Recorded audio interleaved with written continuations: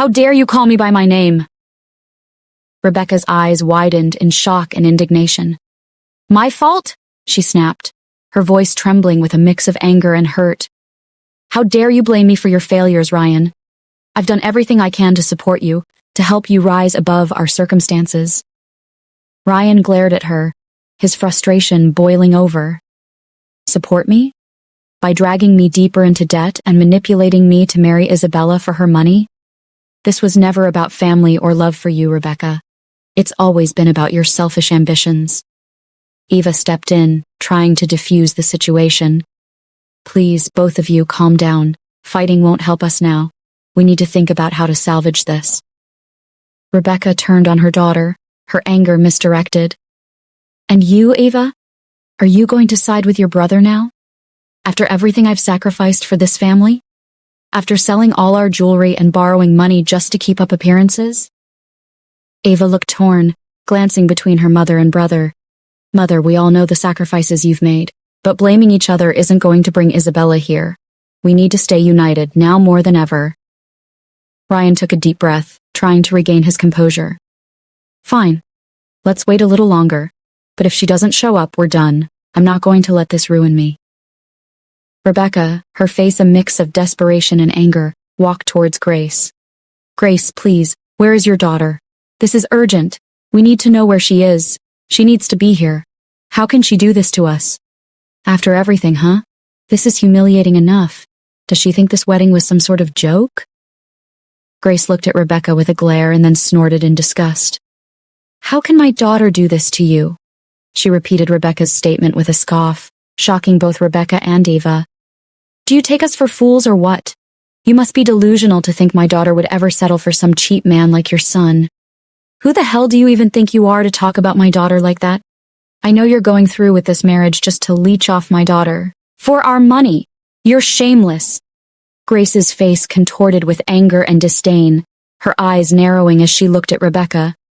It's not what you think, Ma'am Grace. We would never do that to Isabella. We are not like that, Eva put in, her voice trembling. Oh, please, save me the act. Do you think I have no idea how you laughed behind our backs when my daughter got locked up? Grace said, then looked at Rebecca and rolled her eyes. She shot Eva a disgusted glare, and then looked at Ryan as if he were a piece of trash. My daughter deserves better than this. I wonder what will happen to the three of you when you become homeless and penniless. Oh, I forgot, you're already penniless. It serves you right to think you can cheat people as you please. Eva blinked back the tears threatening to fall. She couldn't afford to go poor. She needed to do something. Her legs shook beneath her. Please give us one more chance, Eva pleaded, looking up at Grace, her eyes wide with desperation and fear. Grace gave a sly smile. Why should I think of giving you another chance? Rebecca swallowed a lump in her throat, her face a mix of fear and pleading. No one is trying to cheat you or use your daughter here, Grace. We are all one family. Please understand that this wedding means everything to us. We are willing to do whatever it takes to make this right. Grace's expression hardened, and a sinister gleam appeared in her eyes. If you're truly sincere about making things right, then prove it. Get down on your knees and beg. Maybe then I'll consider your plea. Rebecca and Eva exchanged puzzled and shameful glances, their faces flushed with humiliation. The reality of the situation was setting in, and the weight of Grace's demand was almost too much to bear. Ryan watched this exchange with a mixture of disbelief and rage. His face was tight with anger, his eyes burning with frustration. He couldn't believe the depths to which his mother and sister were willing to sink. He felt a sickening sense of helplessness as he saw them about to debase themselves for the sake of their precarious financial situation and social standing. Eva, tears streaming down her face, looked at her mother, who nodded reluctantly. They both slowly sank to their knees, their eyes fixed on the ground, unable to meet Grace's triumphant gaze. Please, Grace, Rebecca said, her voice breaking. We are begging you. Let this wedding happen. Give us a chance to make things right. Ryan's fists clenched at his sides, his knuckles white. He felt a burning shame for his family's degradation. Grace looked at the mother and daughter kneeling before her in disbelief. She held her designer bag in her left hand and used her right to cover her mouth as she started to laugh. The sound echoed through the hall, attracting the few guests present, who watched the scene unfold in shock and disbelief. "You two are something else," Grace said between bouts of laughter. "This is priceless. I never thought I'd see the day when the fake mighty Rebecca and her lazy daughter would grovel at my feet." She took a step closer, her eyes gleaming with a mix of triumph and disdain. "You think kneeling and begging will make everything right? That I'll just forget about all the lies and manipulations? You really are delusional." Grace glanced around at the guests, who were now whispering among themselves, their eyes wide with shock. She turned back to Rebecca and Eva, her expression hardening. "Isabella deserves better than this circus, better than a family that only sees her as a ticket to wealth and status." Rebecca and Eva remained on their knees, their faces flushed with humiliation, unable to look up. Grace let out a derisive snort. "Stand up, both of you.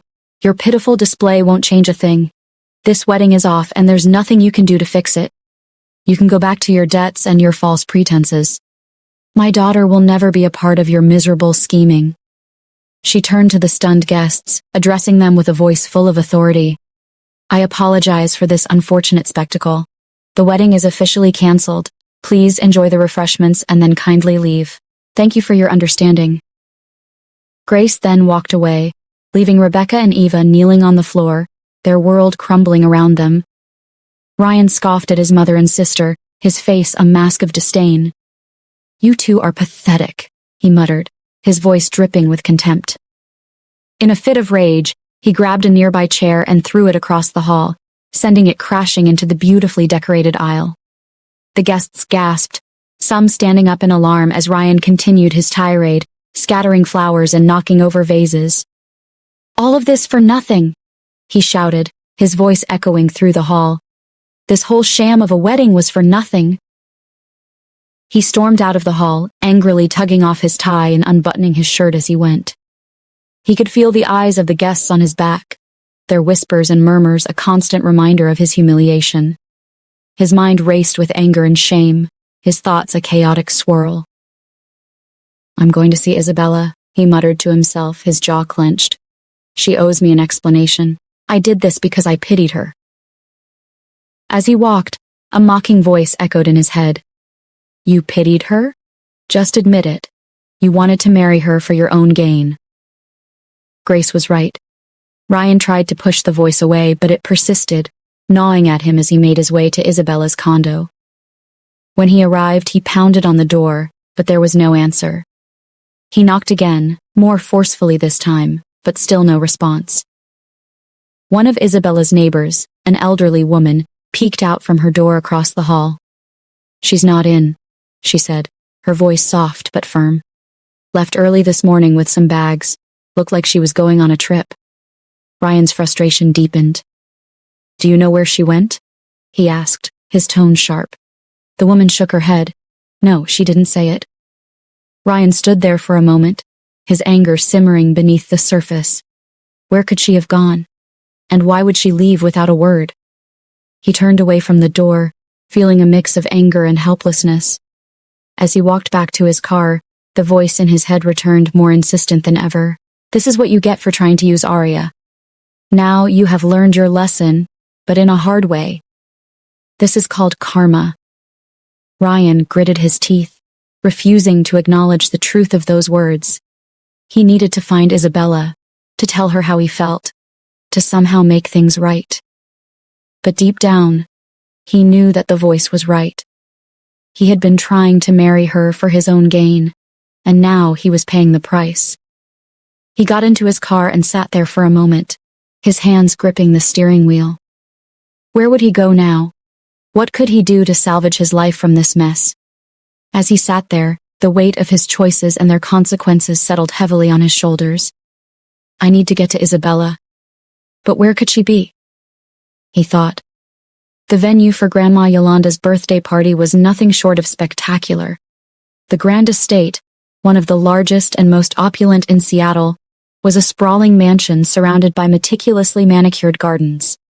The driveway was lined with elegant antique lampposts, casting a warm, inviting glow over the scene.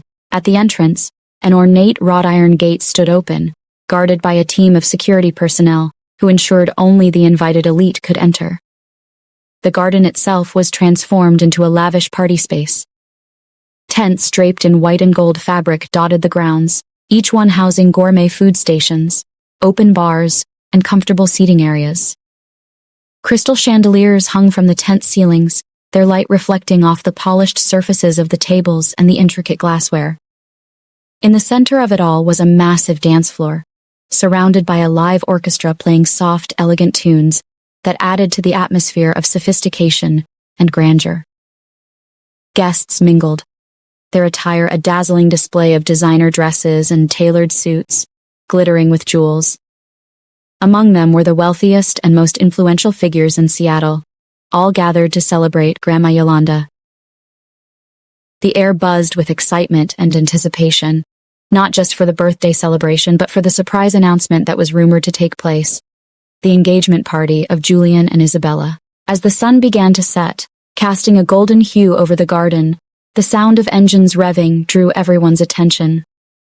A convoy of sleek black SUVs pulled up to the entrance, and the paparazzi, who had been eagerly awaiting arrivals, sprang into action. Cameras flashed and reporters jostled for position as the doors of the lead car opened. Aria and Alexander stepped out, the picture of elegance and poise. Aria was stunning in a floor-length black gown that hugged her 7-month baby bump perfectly. The dress, made of silk, shimmered under the lights, and its off-the-shoulder design showcased her glowing skin. Her hair was styled in loose waves, and her makeup was flawless, accentuating her natural beauty. Alexander, standing protectively by her side, wore a classic black tuxedo that complemented her dress perfectly. As the couple moved forward, a wall of bodyguards surrounded them, creating a barrier between them and the pressing crowd of paparazzi. The photographers shouted their names, desperate for a shot, but the bodyguards kept them at a safe distance. The flashes of the cameras illuminated the couple as they walked gracefully toward the entrance. Suddenly, amidst the chaos, Alexander stopped and turned to Aria, a soft smile playing on his lips. He cupped her face tenderly and leaned in to kiss her. The crowd gasped, and the paparazzi went wild, capturing the intimate moment as Alexander's lips met Aria's. The kiss was gentle but passionate, a display of their deep love and connection. Aria's hands rested on his chest, her eyes closed, savoring the moment. When they finally pulled away, Aria's cheeks were flushed, and she looked up at Alexander with adoration. He smiled down at her, his protective arm wrapping around her waist as they continued their way into the venue. The paparazzi were left buzzing with excitement, the romantic moment immortalized in countless photographs. Inside the estate, the grand hall was equally magnificent. Crystal chandeliers hung from the high ceilings, their light dancing across the marble floors.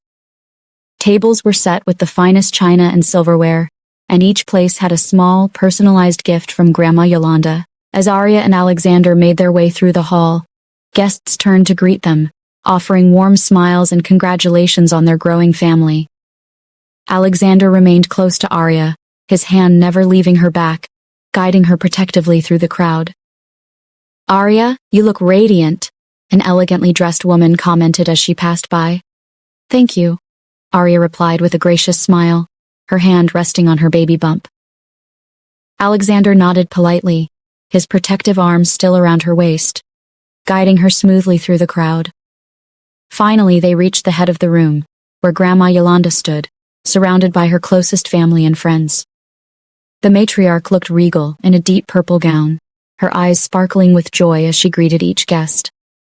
Isabella was there too, just finishing presenting a lavish gift to Grandma Yolanda. The gift, an exquisite piece of art commissioned from a renowned artist, was an ornate painting that perfectly captured the grandeur and elegance of Yolanda herself. As Isabella stepped back, she noticed Aria and Alexander approaching. With a sly smirk, Isabella turned to face Aria. "Oh, Aria, you are here. I am glad to see you glowing. It seems Alexander is taking very good care of you," she said, her voice dripping with false sweetness. Deep down, she was seething with jealousy. Alexander, ever the protector, tightened his grip on Arya's waist. His eyes narrowed slightly as he looked at Isabella, his disdain barely concealed. "Arya has always been radiant, Isabella," he said, his voice firm and possessive. "And yes, I do take very good care of her, as she deserves." Arya felt Alexander's support and squeezed his hand gently in gratitude. "It's a beautiful painting, Isabella," she said, her voice calm and composed. "Grandma Yolanda must be very pleased." Grandma Yolanda smiled warmly, her eyes twinkling as she looked at her family. "Thank you, Isabella. It truly is a magnificent piece," she said, before turning her attention to Arya and Alexander. "And it's wonderful to see you both. Arya, you look absolutely glowing. Alexander, thank you for taking such good care of her." "It's our pleasure, Grandma," Alexander replied, his tone softening as he addressed the family matriarch. "We wouldn't miss your special day for anything." Julian smirked, his eyes narrowing as he glanced at Alexander's empty hands. "You don't seem to be holding anything. Don't tell me you came empty-handed," he scoffed, placing a hand on Isabella's waist. Isabella feigned a shocked gasp, her eyes widening dramatically. "You didn't bring a gift for Grandma?" she said, her voice dripping with mock concern. "That's so inconsiderate of you. You could have bought an expensive painting for Grandma just like I did. Wouldn't it be bad if people got to hear that everyone got a gift for Grandma except her granddaughter-in-law?" Arya met Isabella's gaze and scoffed, her eyes blazing with determination. "And who told you I didn't get anything for Grandma?" she shot back, her voice steady and confident, catching Isabella off guard. Turning to Grandma Yolanda, Arya's expression softened into a warm smile. "Here's my gift for you, Grandma. A very happy birthday to you."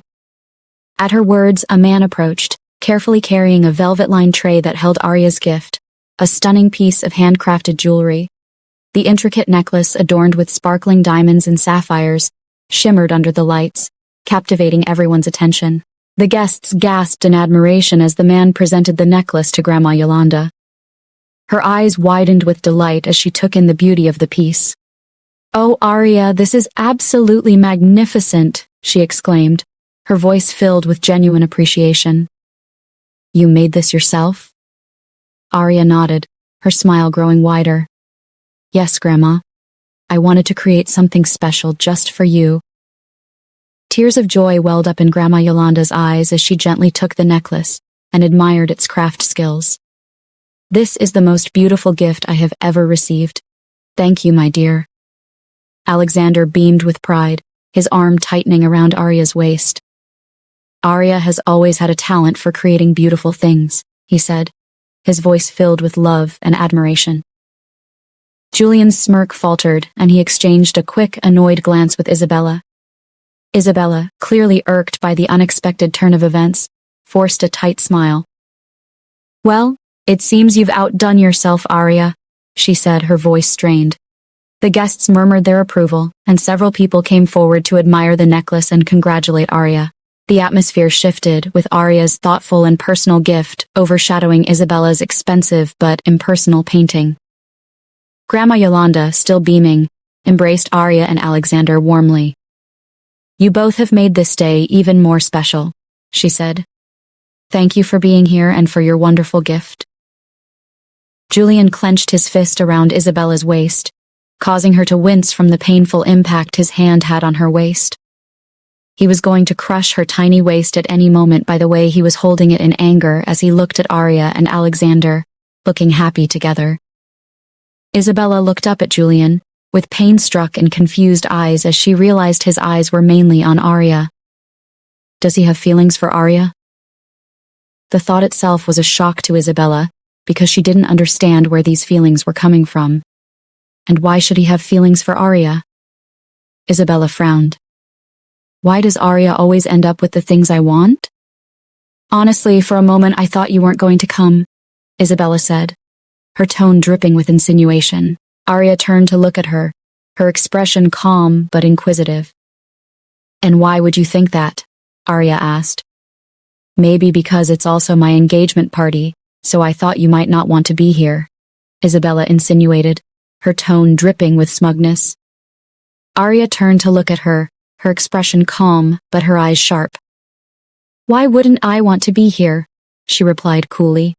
"Family is important, and nothing will keep me away from celebrating Grandma Yolanda's special day." Julian, seizing the opportunity to escalate the situation, looked at Alexander with a smirk. "And where is your gift to Grandma, Alexander? It seems only your wife thought about bringing something." Alexander shook his head in disbelief, a smirk playing on his lips. "You're so focused on material things, Julian," he said. He then reached into his pocket and pulled out a small velvet box, handing it to Grandma Yolanda. "This is for you, Grandma," he said warmly. Grandma Yolanda opened the box, her eyes widening in shock and delight. Inside was a set of antique earrings, each adorned with a dazzling diamond and sapphire. An heirloom piece that had been in the family for generations but thought to be lost. "Oh, Alexander," she gasped, tears welling up in her eyes. "These were my mother's. How did you ever find them?" Alexander smiled gently. "I had them restored for you, Grandma. I knew how much they meant to you." The room buzzed with admiration as guests marveled at the thoughtful and priceless gift. Julian's frown deepened, and Isabella's face twisted with jealousy and anger. Grandma Yolanda embraced Alexander warmly. "This is the most precious gift I could have ever received. Thank you, Alexander." Alexander then turned to Arya, helping her to a seat. "I'll go get you something that's not alcoholic," he said softly.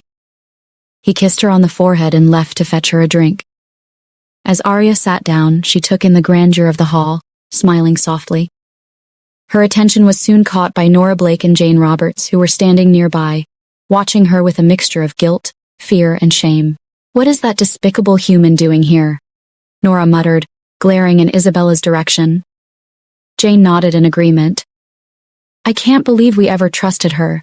She's a criminal and a liar," Jane said. Nora glanced at Jane, her expression resolute. "Isabella's manipulation knows no bounds. Do you remember how she twisted everything to make Arya look like the villain?" Jane's face clouded with regret. "Yes, and we fell for it. She made us believe that Arya was the one chasing after Ryan when it was Isabella who seduced him and then played the victim." Nora's eyes narrowed. "We let her poison our minds against Arya. It's shameful how we treated her, especially during her wedding to Alexander. Isabella played us perfectly, making herself look like a gracious sister while spreading lies about Arya." Jane sighed, her frustration evident. "I really can't believe that wench would go so far. I'm so glad she has fallen from grace. Imagine the hateful glances thrown at her right now. She deserves it," Nora scoffed. "Like, who does she think she was? To actually be so over-pompous. We need to get back into Arya's good graces. Let's not forget her husband is the CEO of LH Star, and he's incredibly wealthy. He can make or break us. Father wouldn't want to hear I'm in a bad relationship with Arya." "But how do we approach her?" Jane asked. "Do you think she would accept our apology? What if she takes revenge on us?" Nora's concern was evident in her voice. "Let's just try. I can't risk my father getting angry with me if he finds out about what I had said about Arya in the past. Grandma Yolanda shows her more grace than anyone else. We can't afford to be enemies with someone like her."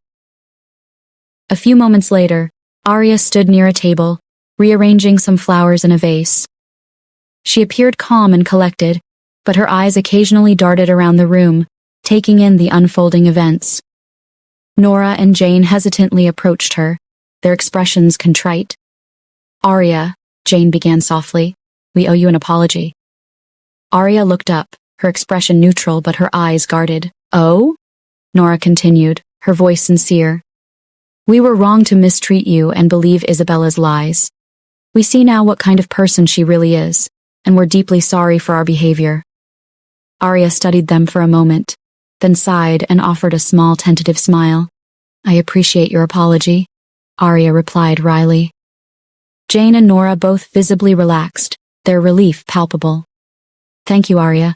We promise to do better," Jane said sincerely. As they spoke, Isabella hovered a few steps away, clearly within earshot. Arya noticed her presence and decided to seize the opportunity.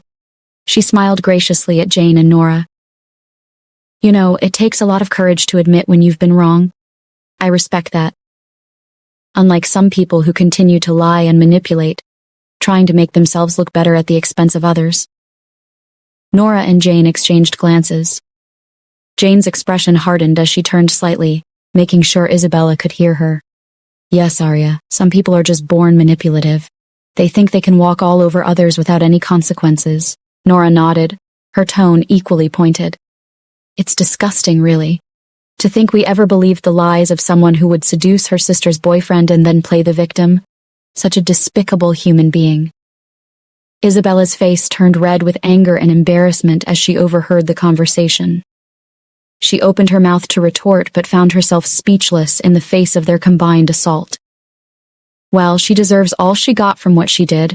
Imagine the look on her face when the police handcuffed her, Jane said, chuckling. It was hilarious. I can't even imagine being seen so close to such a person.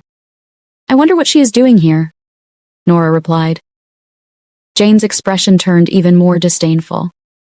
Honestly, it's pathetic. She must be clinging on to any shred of attention she can get now. How low can someone go? Arya maintained her composed smile, adding a final, cutting remark. Well, I suppose some people will never change, but I'm grateful to have real friends who can admit their mistakes and move forward. Isabella's eyes blazed with fury, but she knew better than to cause a scene in front of Grandma Yolanda and the other guests. She turned on her heel and stormed away, her humiliation complete. Arya turned back to Jane and Nora, her smile softening. Let's enjoy the rest of the evening, shall we? As the tension from the earlier confrontation settled, the ambience of the celebration began to reclaim its warm and joyful spirit. The gentle murmur of conversation and the clinking of glasses filled the room. Arya continued to chat with Jane and Nora, who were clearly relieved that their apology had been accepted. Alexander returned, carrying a crystal glass filled with sparkling water infused with slices of lemon and mint. On the other hand, he held a small plate of carefully selected hors d'oeuvres. His eyes immediately sought out Arya, and a tender smile spread across his face as he saw her standing. Arya, you shouldn't be on your feet for too long, he said, his voice full of concern and love. He approached her, gently guiding her to a nearby chair. Here, take a seat. You need to rest those legs. Arya smiled up at him, grateful for his attentiveness. Thank you, Alex. You always take such good care of me. Alexander knelt beside her, placing the plate and glass on the table within her reach. Of course, my love. You and our babies are my top priority. Arya laughed softly, the sound musical and light. You spoil me, you know that? Alexander grinned, his eyes twinkling with affection. It's my job to spoil you. Besides, it's not spoiling if you deserve it. He leaned in and kissed her gently on the forehead. As he pulled back, Arya playfully tugged at his tie. Well, Mr. Harrington, you certainly know how to make a girl feel special. Alexander chuckled, his hand covering hers. Only the best for you, Mrs. Harrington. He then helped her adjust in the chair, ensuring she was comfortable. Their tender exchange didn't go unnoticed. Guests around them couldn't help but smile at the sight of the loving couple. Even Grandma Yolanda, observing from a distance, felt a swell of pride and joy seeing how happy and well-matched they were. Alexander took a seat beside Arya, his hand resting protectively on her growing belly. How are you feeling? Do you need anything else? He asked, his voice soft and caring. Arya shook her head, her eyes shining with love. I'm perfect, Alex. Just having you by my side is all I need. He squeezed her hand gently. And I will always be here for you. Arya raised an eyebrow, a playful glint in her eye. Always, huh? Even when I wake you up at 3 a.m. with a craving for pickles and ice cream? Alexander laughed, the sound deep and genuine. Especially then.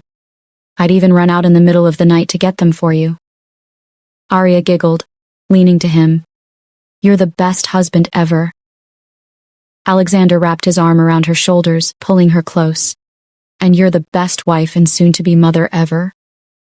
The surrounding guests couldn't help but be charmed by their loving and playful banter. It was clear to everyone that Alexander and Arya shared a deep and genuine connection, one that was filled with love, respect, and mutual adoration.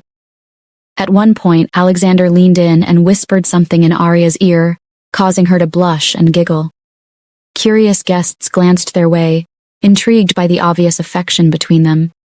Arya's eyes sparkled with joy as she looked at Alexander, her hand resting on his chest. "You always know how to make me smile," she said softly. Alexander kissed her hand, his gaze filled with unwavering devotion. "Making you smile is my favorite thing to do." Rebecca and Eva stepped into the grand hall, their eyes widening at the sight of the lavish decorations and the elegantly dressed guests.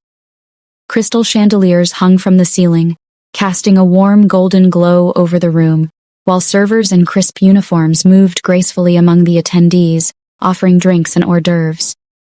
Eva couldn't help but gasp in admiration. "Wow, look at all this. It's like stepping into a dream," she whispered, her voice filled with awe. "The chandeliers, the decorations, everything is just so luxurious." Rebecca nodded, her expression a mix of appreciation and determination. "Yes, it is impressive," she agreed, her eyes scanning the room. "But remember why we're here, Eva. We need to find David Johnson. We can't let ourselves get too distracted." Eva tore her gaze away from the glittering surroundings and nodded reluctantly. "You're right, Mom, but still it's amazing to see all of this. Arya really lucked out, didn't she?" Rebecca's lips tightened into a thin line. "She did, but that's not our concern right now. We need to stay focused. Thank goodness Isabella gave you an invitation to this party. Otherwise, we wouldn't have been able to get in." "It's still really fascinating to know that Arya is enjoying all of this luxury," Eva remarked, her voice tinged with a mix of envy and disbelief as she took in the opulent surroundings. Rebecca, her expression determined, shook her head. "You're beginning to sound obsessed with the name Arya." "We're not here for that, Eva. We're here to find David Johnson." Eva's gaze lingered on a group of women wearing expensive clothes and jewelry, her eyes narrowing slightly. "Isabella might have done us a favor this time, but I still can't believe she left Ryan hanging like that." Rebecca sighed, her frustration evident. "I feel bad that your brother thinks I'm behind his problems. It's not my fault he made a scene at work. I warned him not to obsess over Arya, but he didn't listen, and that's what cost him his job. He has the nerve to blame me for Arya leaving, as if I told him to cheat and use her in the first place." She scoffed, her expression hardening with a mix of anger and disappointment. Eva, barely listening, was more focused on the expensive jewelry Jane Roberts was wearing, her mind filled with thoughts of how unfair it was that she didn't come from a wealthy family. Why couldn't she find a rich man like Arya had? As she scanned the room, her eyes suddenly widened in surprise. Blinking rapidly, she made sure she wasn't imagining things. Wasn't that Isabella talking with Kira West? What was Isabella doing here? How could she possibly do this to them, leaving them waiting in the wedding hall just to be there? "Mom, I think I just saw Isabella," Eva said, her voice filled with disbelief. Rebecca scoffed, her anger palpable. The audacity of that wench. How dare she jilt my son just to attend a birthday party? "I will go talk to her," Eva decided, walking towards Isabella with a determined frown. As Eva approached, Isabella was deep in conversation with Kira West, both of them laughing about something. Eva forced a smile, trying to mask her irritation. "Good evening, Isabella." "Kira," Eva greeted, her voice strained with effort. Kira looked from Isabella to Eva, her expression one of confusion and disdain. Bella, who is she?" Kira asked, her tone dismissive. Isabella smiled coolly. "My sister's ex's sister." Kira's eyes narrowed with recognition and contempt. "Oh, the jerk that cheated on your sister and used you," she said, giving Eva a withering look. Eva's forced smile faltered. "I am honestly not like my brother. I'm a better person than him," she lied, desperation creeping into her voice. "I feel ashamed knowing what he did to Arya. Honestly, I had no idea about his actions back then, but I can assure you my brother does love Isabella." Isabella's smile turned mocking as she glanced at Eva. "Eva, I see you're here wearing one of the necklaces I lent you." Ava's face flushed with embarrassment, her eyes darting away. I need to talk to you, Isabella. It's urgent, she finally managed to say, her voice trembling slightly. Isabella chuckled, her laughter cold and malicious. She looked at Kira. I'll talk to you later, Kira. Excuse me. She turned and gestured for Ava to follow her to a quieter corner of the hall. Once they were away from the main crowd, Isabella's expression turned icy. What do you want, Ava? Ava's forced smile faltered. Isabella, why would you do that to my brother and us? You didn't attend your own wedding. We waited for you for hours only to come and find you here. Why would you humiliate our family like that? She demanded, her voice trembling slightly. Isabella raised an eyebrow, her expression one of feigned concern. And why are you coming here to question me? I did nothing wrong in not coming to the wedding. Ava frowned. But you were the one who told my brother you were ready to get married to him, she insisted. And so? Isabella retorted dismissively. Ava scoffed. I think we deserve an explanation for this nuisance, she said, her frustration evident. Isabella took a threatening step towards Ava, causing her to step back nervously. Nuisance? Don't forget who you are, Ava. You're nothing but a poor lowlife.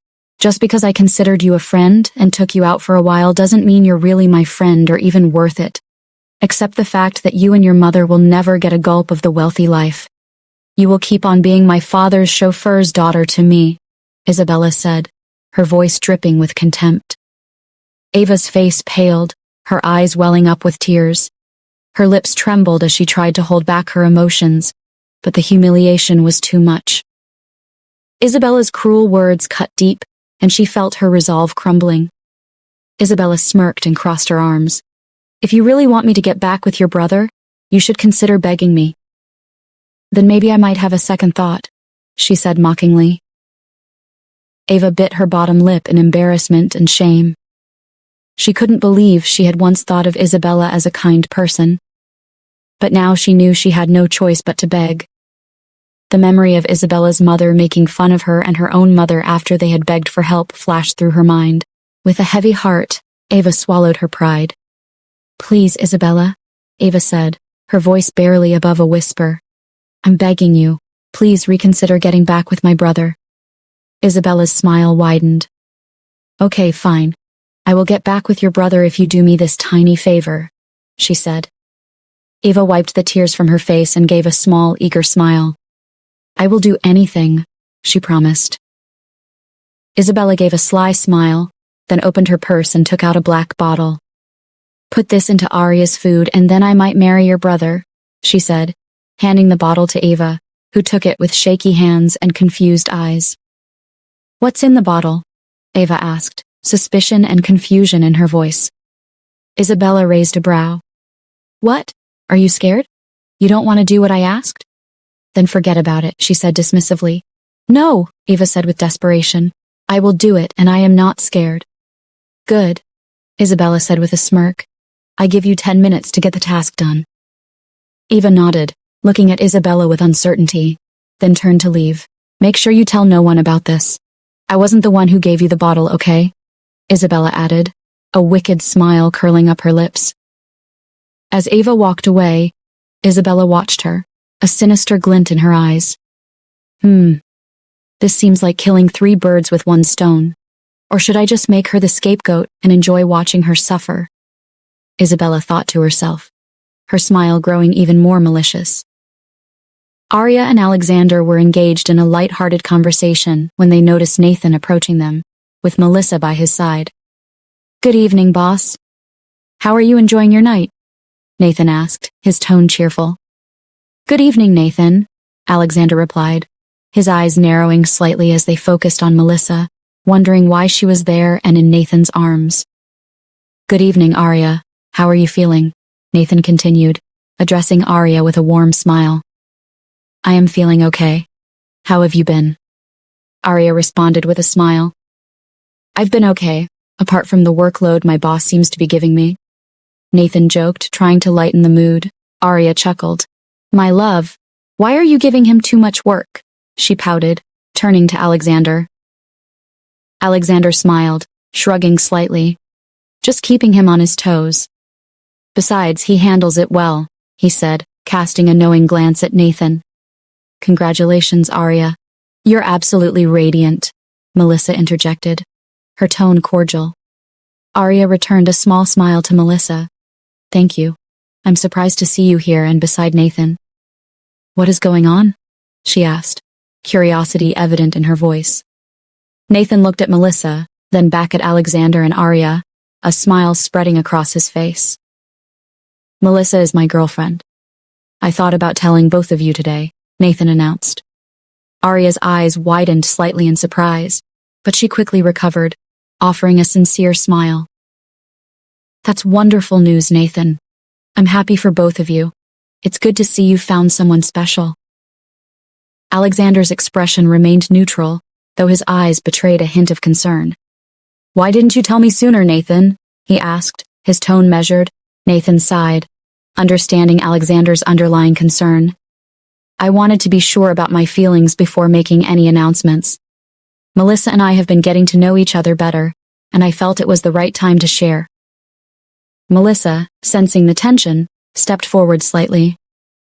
I know this might come as a surprise, but Nathan and I have worked through our past issues. We're in a good place now, and I'm committed to proving that I've changed. Arya nodded, her smile encouraging. Everyone deserves a second chance, and moreover, you've apologized. If Nathan believes in you, then so do we. Alexander, though still cautious, softened his stance slightly. All right, Nathan. If you're happy, that's what matters. Just be careful. As the conversation continued, a waiter approached with a tray of drinks. Ava, watching from a distance, saw her opportunity and discreetly slipped the contents of the bottle into one of the glasses intended for Arya. She handed it to the waiter, her heart pounding with anxiety. The waiter reached their group and offered the drinks. Arya, reaching for her glass, was about to take a sip when Alexander's sharp eyes caught Isabella's nervous behavior. He instinctively grabbed Arya's arm gently, stopping her. Wait, he said, his eyes narrowing at the glass. Something's not right. Nathan, ever alert, noticed the exchange and stepped closer. What's going on? Alexander frowned, his protective instincts kicking in. Let me take a sip of the juice before you do, he said to Arya. Arya looked at him in confusion. Why? Do you think there's something in the drink? She asked. Yes, I'm not sure, but I just have this gut feeling. And remember, the doctor said you should be careful of what you drink or eat. What if the juice was drugged? Alexander asked, his tone serious. Arya chuckled lightly. Why would there be drugs in it? You have a wild imagination, Alex. Take a sip of it if you want, she said, handing him the glass. Alexander took the glass from Arya, and just as he was about to drink it, a voice rang out from behind them. It was Isabella, her face a picture of innocent concern. Wait, do not drink it, she said urgently. Alexander raised an eyebrow at Isabella in suspicion. And why should I listen to you? He asked, his tone guarded. Because that drink has been poisoned, a man dressed in a black suit said, walking towards Alexander. Good evening, sir. I am Miguel from the security personnel. From the CCTV camera, I saw someone putting something into that glass, the man explained. A collective gasp went up from the surrounding guests, the murmur of their shocked voices filling the room. Isabella's smile was almost imperceptible, a glint of satisfaction in her eyes. What do you mean? Alexander asked, looking at the glass of juice in his hand. Arya's eyes widened in horror. What was inside? She asked, her voice trembling. I believe someone tried to poison you tonight, ma'am, Miguel said, his tone grave. Alexander's face darkened with anger. Who would do such a thing? He demanded, his voice rising. Arya clung to her baby bump in fear, her eyes darting around the room. Why would anyone want to harm us? She whispered, tears welling up in her eyes. Who would dare try to harm me and my child? Arya said, this time angry. Melissa looked at Arya with concern, her hand reaching out to comfort her. Stay calm, Arya. We'll figure this out, she said reassuringly. Miguel nodded at his team, who began scanning the crowd. We have identified the suspect. Security, apprehend her, he ordered.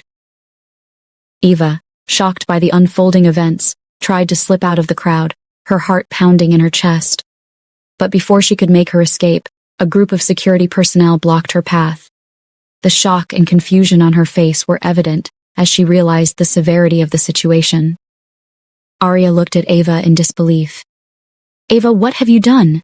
Arya asked, her voice a mix of anger and disbelief. Ava's face went pale. I had no idea it was poison. Isabella gave me the bottle. She told me to put it in Arya's drink," she stammered, her voice trembling with fear and realization. Isabella's expression turned icy as she stepped forward. "You lying snake! How dare you accuse me of such a thing?" she hissed, her voice dripping with venom. Miguel gestured to his team. "Take her away. We'll get to the bottom of this," he said, his voice authoritative. As Ava was led away, tears streaming down her face, she realized the full extent of Isabella's betrayal. "It was a trap," she whispered to herself, her heart breaking with the weight of her mistake. "How could I have been so foolish?" Arya leaned to Alexander for support. "Thank goodness you were here," she murmured. "I can't believe this is happening." Alexander held her close, his expression fierce with determination. "We'll get through this, Arya. I promise," he said, his voice firm. "No one will ever harm you or our child." "About what Eva said." Arya's voice trailed off as Grandma Yolanda approached them. "I will make sure that girl spends the rest of her life in jail for even thinking of poisoning you," Grandma Yolanda said as she walked towards them. "I feel bad that this had to happen to you during my birthday party. I am glad Miguel found out before the situation got worse. Who the hell allowed these kinds of people in? And ensure that everyone involved is thoroughly investigated." Arya, her head resting on Alexander's chest, looked up at him, her eyes reflecting a mix of relief and lingering fear. Alexander's expression remained composed, his protective stance and calm demeanor a stark contrast to the chaos that had unfolded moments before. He gently stroked her hair, reassuring her silently that he was there for her, no matter what. Grandma Yolanda, satisfied with Miguel's response, turned her attention back to Arya and Alexander.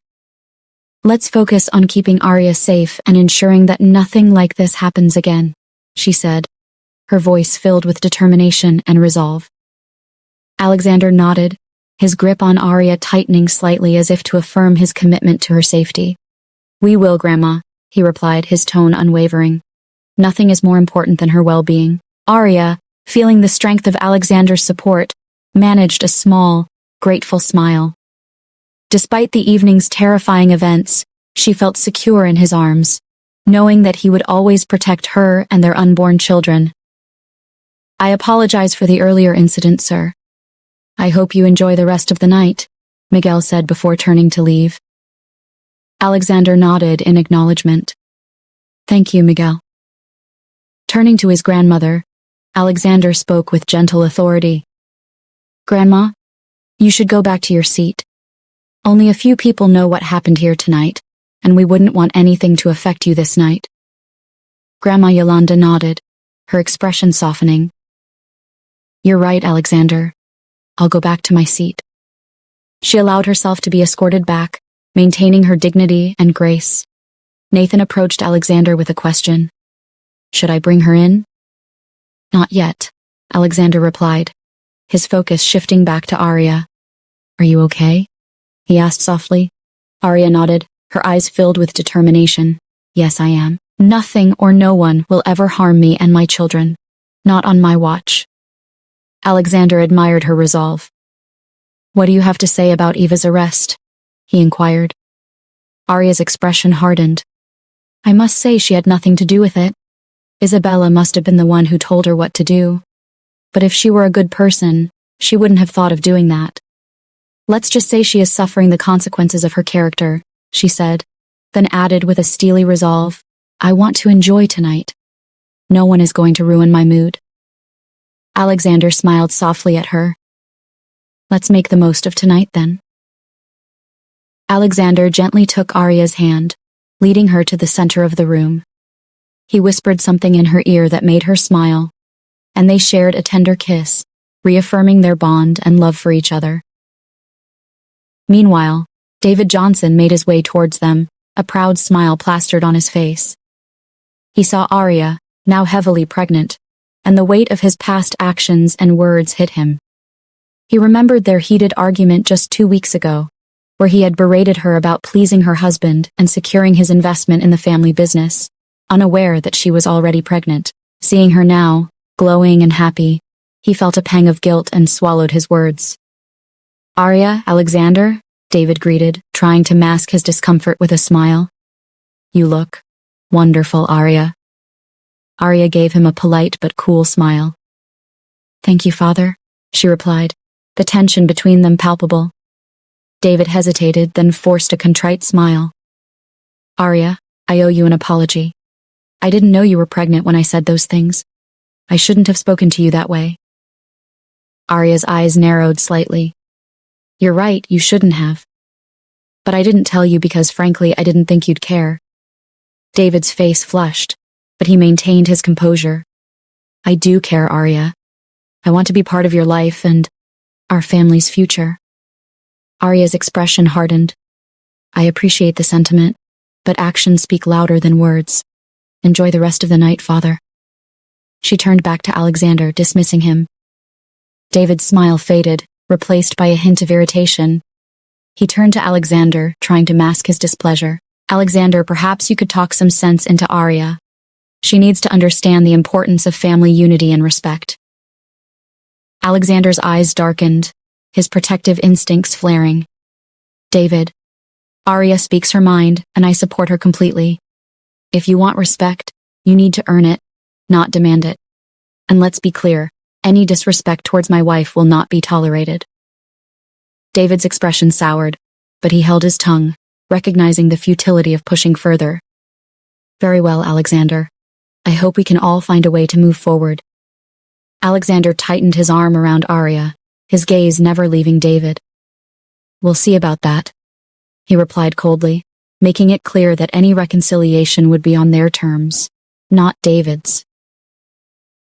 At the entrance, Ryan's car drove up to the gate where security personnel stood guard. He stepped out of his car, his face set with determination. He had just been informed that Isabella was at the party. As he approached the gate, a security guard stepped forward. "Sir, may I check you and see your invitation card?" Ryan frowned. "I don't have one. My fiancée, Isabella Johnson, is inside, and she's waiting for me. Let me in." The security guard remained firm. "I'm sorry, sir, but without an invitation card, I can't let you in. This is a private property and party, especially with the recent incident." Ryan's gaze hardened, and he gritted his teeth. "Didn't you hear what I just said? My fiancée, Isabella Johnson, is inside. She's waiting for me." The security guard shook his head. "I'm afraid I can't let you in, sir, unless you have an invitation card. Those are the rules." Ryan's frustration was evident as he continued to argue, but the security guard stood his ground, ensuring the safety and privacy of the event. "What the hell is exactly wrong with you people, huh?" Ryan yelled angrily. The security man didn't respond, standing firm and silent. Inside the hall, the music suddenly stopped.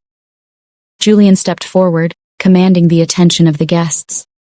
The room fell silent as everyone turned to him, curious about what was happening. "Ladies and gentlemen," Julian began, his voice steady and confident.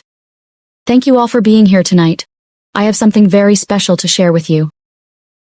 Isabella, standing nearby, smiled from ear to ear, her eyes sparkling with excitement. Julian walked over to her, still speaking. "Isabella, from the moment I met you, I knew my life had changed forever.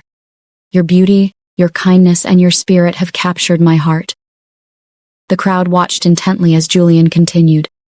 He stopped in front of Isabella, taking her hands in his. "Isabella," he said, dropping to one knee, "you have made me the happiest man alive. Will you marry me?" There were gasps and exclamations from the crowd as Julian pulled a small box from his pocket and opened it, revealing a stunning engagement ring. He looked up at Isabella with an expression of feigned affection that convinced everyone in the room of his sincerity. Isabella dramatically covered her mouth with her hands, her eyes wide with surprise and joy. "Yes, yes," she shouted, her voice trembling with emotion. The crowd erupted in applause as Julian stood up, pulling Isabella into a tight embrace. They shared a passionate kiss, sealing their engagement while the guests cheered and clapped.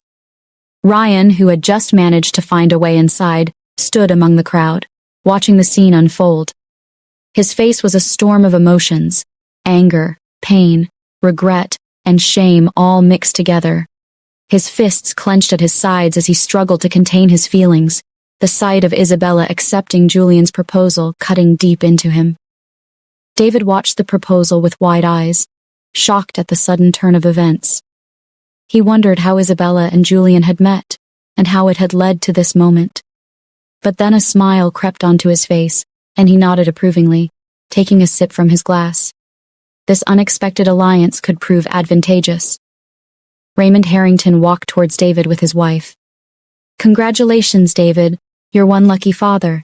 Your 2 daughters get to be married into the Harrington family," Raymond said, a hint of envy in his voice. David shrugged arrogantly, masking his true feelings. "Thank you, Raymond. It seems fortune has smiled upon us." "How is the company going, by the way?" Raymond asked, his tone shifting to business. David straightened, a confident smile forming on his lips. "The company is doing well, Raymond. We've had some excellent quarters recently. Our latest projects are exceeding expectations." Raymond nodded, clearly impressed. "Good to hear. Congratulations, Johnson. You have very beautiful daughters. You're one lucky man." Theodore Shapiro walked towards them, extending his congratulations. David's expression was one of smug satisfaction. "Thank you, Theodore. It's been quite the evening." "Congratulations, Grace," Raymond's wife said to Grace, offering a polite smile. Grace smiled arrogantly, nodding her head in acknowledgement. "Thank you," she replied, her voice filled with pride. "Congratulations to you, Isabella." "I'm so happy for you," Kira said to Isabella. "Thank you, Kira," Isabella replied, her own smile broadening. A few moments later, Ryan managed to corner Isabella in a quieter part of the venue. His face was a mask of fury and betrayal. "How could you do this to me, Isabella? You shameless and manipulative wench? You didn't show up at our wedding just to be here." Ryan spat, his voice low and venomous. Isabella's eyes widened, but only for a moment. "You're one stupid fellow, Ryan. You have the guts to confront me? Oh, you must think me to be as stupid as you. Do you think I didn't know you went back to Arya just to apologize? And that's why you lost your job? You must be a fool to think I wouldn't find out. Not to mention how you and your mother planned on marrying me just to extort me," Isabella retorted angrily.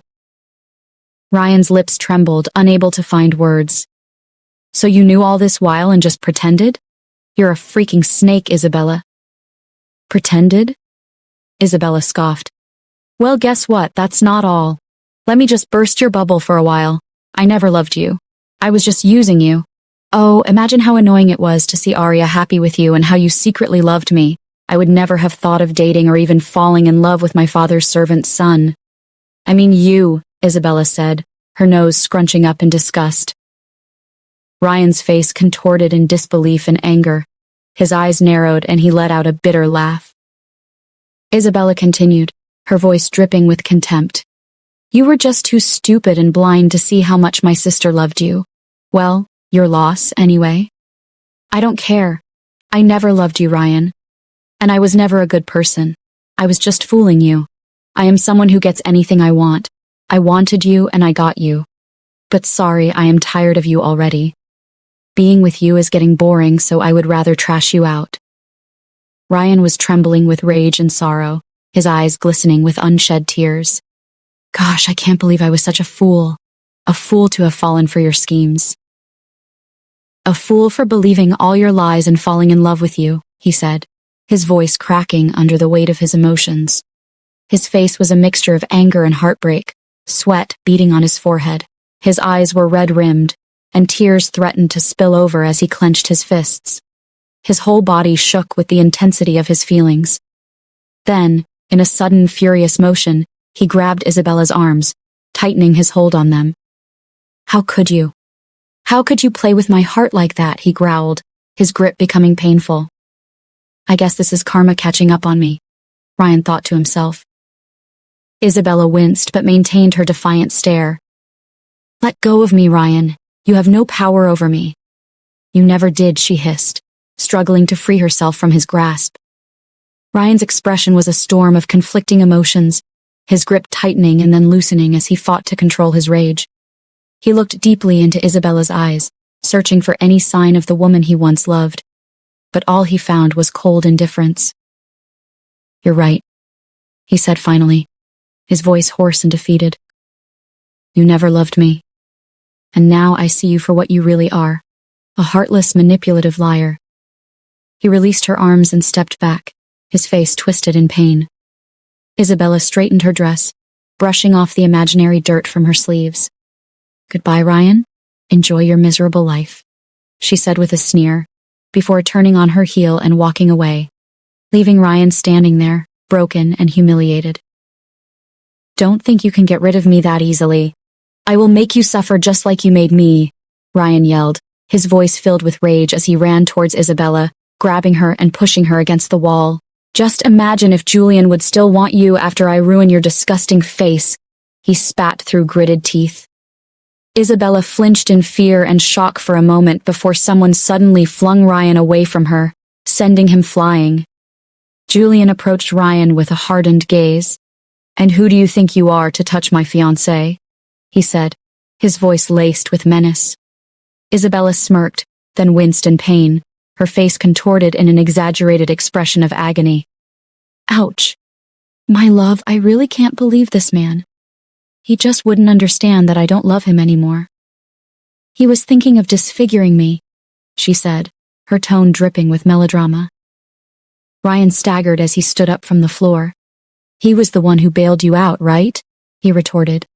Julian advanced towards Ryan menacingly. And so? What do you think you're doing? He threatened. Ryan chuckled darkly. I pity you, man. You have no idea what a wench she is. She will ruin you if you don't leave her, he warned. No, Julian smirked. I will be the one to ruin you if you don't vanish from my sight. I can end you with one click of my fingers, he said, his tone chilling. Ryan's expression twisted with a mixture of defiance and fear. Romeo, teach him a lesson, Julian ordered a man who emerged from the shadows. A hulking figure with a large scar on his face appeared and dragged Ryan away with ease. You're going to regret all of these, Isabella, I swear you will, Ryan yelled. All the best, Ryan, Isabella taunted, chuckling evilly as Ryan was dragged away. Say hi to your sister for me. Julian's face darkened with fury as he suddenly turned towards Isabella, raising his hand threateningly. Isabella flinched, her eyes wide with fear, anticipating the strike. But instead of hitting her, Julian grabbed her by the arm and pulled her close, his grip tight and painful. What sort of stupid prank do you think you're playing? Julian growled, his voice low and menacing, revealing the depths of his cruelty and psychopathy. Isabella's voice trembled with pain as she struggled to form words. I didn't mean. She stammered, her voice trailing off weakly as she fought to regain her composure. He then pressed his hand against her neck, exerting pressure as he pushed her further into the shade, ensuring they were out of sight and away from any prying eyes or cameras. If we weren't at this party right now, he hissed through gritted teeth, I would have hit you. But I won't, because people will see the mark on your face and I don't want questions directed at me. And besides, I wouldn't want to ruin your pretty face for tonight. Consider yourself lucky. Isabella winced in pain and fear, her eyes watering as she looked up at Julian. I didn't mean for it to go this far, she stammered, her voice trembling. Julian's eyes narrowed. Why would you tell Ava to poison Arya? What the hell did you think you were trying to do? He demanded, his voice low and menacing. Isabella struggled to form a coherent response. I thought it would, I just wanted to scare her, she whispered, her voice barely audible. Julian leaned in closer, his breath hot against her ear. Now Grandma is suspecting you and has sent men to investigate thoroughly. If my plan gets ruined because of you, then consider yourself dead meat, he threatened, his voice deadly serious, He released her arm with a shove, causing Isabella to stumble back, her heart pounding in her chest as she tried to compose herself. Isabella's eyes widened with fear and pain as she stumbled backward, rubbing her neck and arm where Julian had gripped her. She struggled to keep her composure, but the terror in her eyes was unmistakable. I didn't mean for it to get out of hand, Isabella stammered, her voice trembling. I thought if Arya was scared, she might back off. I never wanted to actually hurt her. I didn't think Eva would go through with it. Julian's gaze remained icy and unyielding. You'd better hope this doesn't come back to me, he warned, his tone dangerously low. One more mistake, Isabella, and I won't be so forgiving next time. Isabella's eyes widened with shock and pain, her breath shaky. I promise there will be no more mistakes, she stammered. Good, Julian said, releasing her roughly. He brushed a strand of hair from her face, making her flinch. Compose yourself, honey. You look like a smitten kitten. He smirked, then turned and walked back into the party. Isabella released a shaky breath, blinking rapidly as she tried to register what had just happened. Was that really Julian? He's a monster. A real one. Wasn't he supposed to be kind and charming? She muttered to herself. But Julian was right. What she did could ruin them. What did he mean by Grandma Yolanda investigating her? She bit her lip, then a smile formed on her lips as she adjusted her clothes. Ryan and his sister had been dealt with. The people left for her to deal with were Alexander, Arya, and her father. She walked back into the party with a proud smile on her face. Kira approached her immediately. I was wondering where you went. Are you okay? For a moment I thought you went to get some fresh air after what happened with Eva. What kind of family are they, honestly? From the brother being a gold digger to the sister being a killer, Kira said. Isabella, still shaken, managed a smirk. People will do anything for money and power, Kira, but let's not let them ruin our night. Alexander was surrounded by other businessmen and women, all praising him. It's so nice to see a young man like yourself be so exceptionally successful, Thomas, an elderly business person, said. You started from scratch and built LH Star into what it is today. Truly remarkable, another added. And to think you kept your identity hidden all this time, a woman said admiringly, not using your family's influence to get ahead. Very impressive.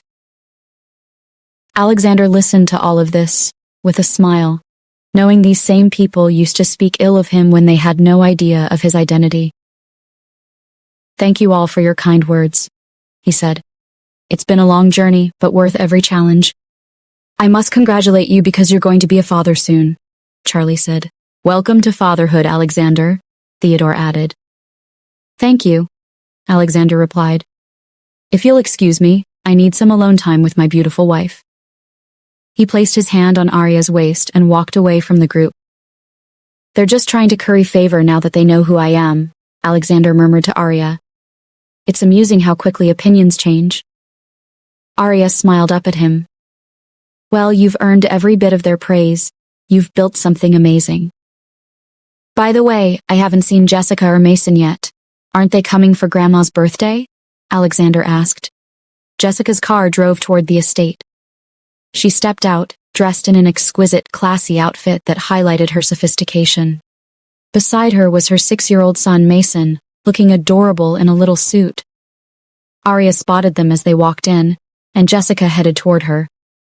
Where have you been? Alexander asked. I went to the hospital. Mason was running a fever. I was so scared, but I'm glad he's okay now, Jessica said. Good evening, Uncle and Auntie, Mason said politely. Alexander, hearing Mason had been sick, frowned and crouched down to his height, looking at him with concern. How are you feeling now, Mason? I'm better, Mason replied with a smile. I'm so sorry. I had no idea you were unwell, Alexander said, pulling him into a hug. It's okay, Uncle. You're forgiven, Mason said. Well, it was kinda my fault. I was running a fever. I couldn't help but play in the rain. Alexander chuckled. You need to be more careful, Mason. We don't want you getting sick again. Arya smiled. I'm glad you're better now, Mason. Me too, Mason said. I'm so happy to meet my cousins. Mama told me I was going to have 3 cousins. Is that true? Arya chuckled. Yes, it is. Well, I can't wait to see them, Mason replied excitedly. We all can't wait to see them. Why don't we go give Grandma her birthday presents? Jessica suggested. Okay, Mama. Grandma is going to freak out when she sees what I got for her, Mason said, giggling. Yes, she will, Jessica said, then turned to Arya. We have a lot of catching up to do, she winked. Let's go give Grandma her present, Mason said, and they walked toward Grandma Yolanda. Alexander returned to Arya's side.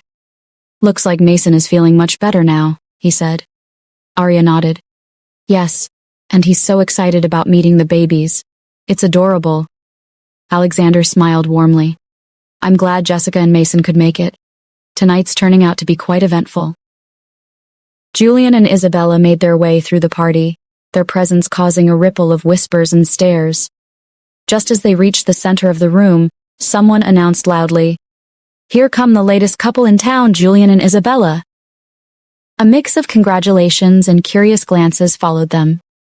Julian, with his charming smile and Isabella by his side, radiated beauty and elegance, but there was an underlying tension in her eyes that not everyone missed. Congratulations on your engagement! A well-dressed woman exclaimed, extending her hand to Isabella. You've landed quite the catch, Isabella. I thought you were dating, this guy called Ryan. Thank you, Isabella replied smoothly, her smile practiced and poised. I dated him for a while, but when I realized his true intentions, I broke up with him. Despite the warm greetings, not everyone was pleased to see Isabella. A few guests exchanged knowing looks, recalling the scandal from a past party where the police had arrived to arrest her. The memory still lingered, and some people clearly harbored resentment. I can't believe she's back here after everything, one guest muttered to another. People like her always find a way to land on their feet, the other replied, rolling their eyes. Julian and Isabella continued to mingle, accepting congratulations from some while ignoring the whispers and cold stares from others. Isabella leaned into Julian, whispering in his ear, I can't stand the judgmental looks. They're all just jealous.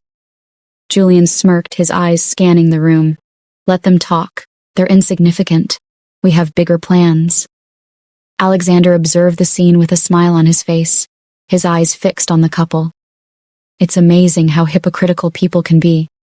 They all know who Isabella truly is, yet some are warming up to her, Arya said with a scoff. Now it's showtime, Alexander said, then turned to Nathan. Bring her in. Who? The woman who has something on Julian? Arya asked. You know I'll do anything for you, my love, he said, placing a kiss on her lips. Meanwhile, Julian was talking to Scarlett. I am not even a bit happy about this pairing.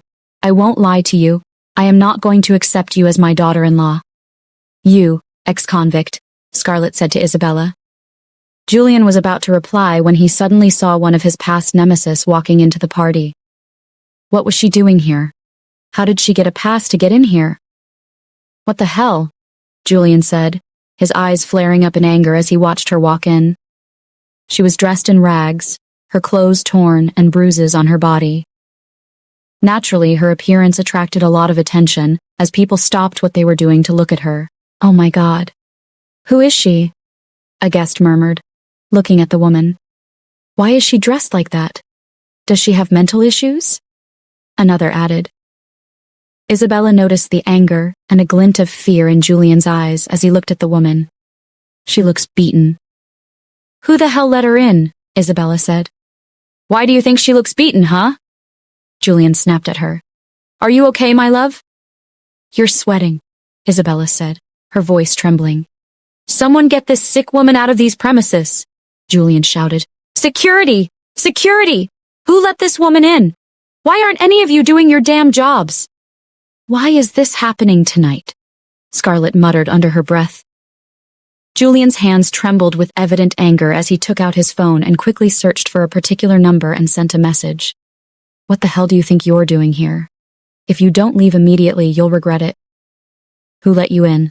He texted, his fingers shaking. The woman walked towards Julian in tears, her appearance causing a hush to fall throughout the room. The music stopped.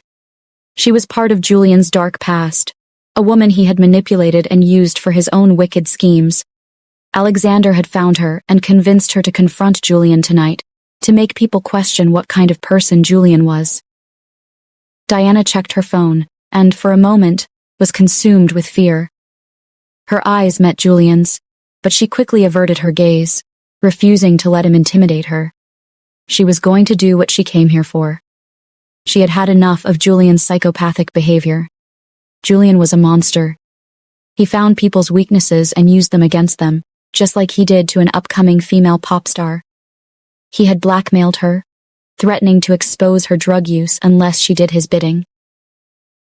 Diana had often wondered how a charming man from a wealthy family could have time for such nefarious activities. But she had learned the hard way that Julian's charm was a facade, masking a truly monstrous nature. Julian's face contorted with rage as she approached. "Get out of here before I make you regret it," he hissed under his breath, stepping closer to her. "Julian, please, I need help," the woman sobbed, her voice barely above a whisper. "You promised you'd take care of me." Julian glanced around, his facade of control slipping as he noticed the guests watching intently. "I don't know what you're talking about," he said loudly, forcing a smile. "Someone escort this woman out." Isabella watched, sensing Julian's fear and anger. "Who is she?" she whispered. "She's nothing," Julian snapped. "Just a deranged woman." Grandma Yolanda, curious and unimpressed by Julian's outburst, stepped forward. "Julian, this is my birthday party and I deserve a say on who gets to attend." This pitiable-looking woman seemed to have something to say. "Why don't we hear her out?" Julian frowned, his face tight with barely controlled fury. "This isn't right. It's your birthday and she's ruining it." "I decide what ruins my birthday," Grandma Yolanda said firmly. "Stop behaving suspiciously and let her speak." Julian's jaw clenched, but he nodded reluctantly, unable to defy his grandmother's authority. "Fine," he muttered, stepping back. Diana, still trembling, addressed the crowd. "I'm sorry for the disruption. I came here because I had no other choice. Julian promised to help me, but instead he used me. He made my life a living hell." The room fell silent, the guests' eyes wide with shock and curiosity. Whispers erupted, and Julian's face turned pale. Ethan couldn't contain his satisfaction, a grin spreading across his face. "Isn't this entertaining?" he murmured to Gloria. Julian's phone buzzed with a message from his lawyer, urging him to stay calm and not make the situation worse. But Julian's hands were shaking too much to reply. Alexander watched from a distance, a satisfied smirk on his face. The woman was doing exactly what he had hoped, exposing Julian's monstrous side. Julian's composure cracked. "This woman is lying," he shouted. "She's just trying to ruin my reputation." Grandma Yolanda's eyes narrowed. "Julian, enough. Let her speak." Diana continued, her voice gaining strength. "Julian manipulated me, took everything I had and left me with nothing. I'm not here to ruin your party. I'm here because I have nowhere else to go." The crowd's murmurs grew louder. "Is this true?" "I knew there was something off about him. We need to get to the bottom of this." Julian's face was a mask of fury and desperation. "You're all fools if you believe her lies. She's just a desperate woman looking for attention," he said through gritted teeth. But the damage was done. The guests' trust in Julian was shattered, and whispers of his true nature spread like wildfire. Alexander's plan was working perfectly. Julian was being exposed for what he truly was. As security approached to remove the woman, she screamed, "You can't keep hiding what you've done, Julian. Everyone will know who you really are." The music started again. Alexander, knowing that Diana's story had already planted seeds of doubt, leaned into Arya. "This is just the beginning. Julian's downfall will be comprehensive." "What do you have planned next?" Arya asked, her eyes gleaming with anticipation. "Social isolation," Alexander replied. "Watch how his so-called friends and allies turn on him."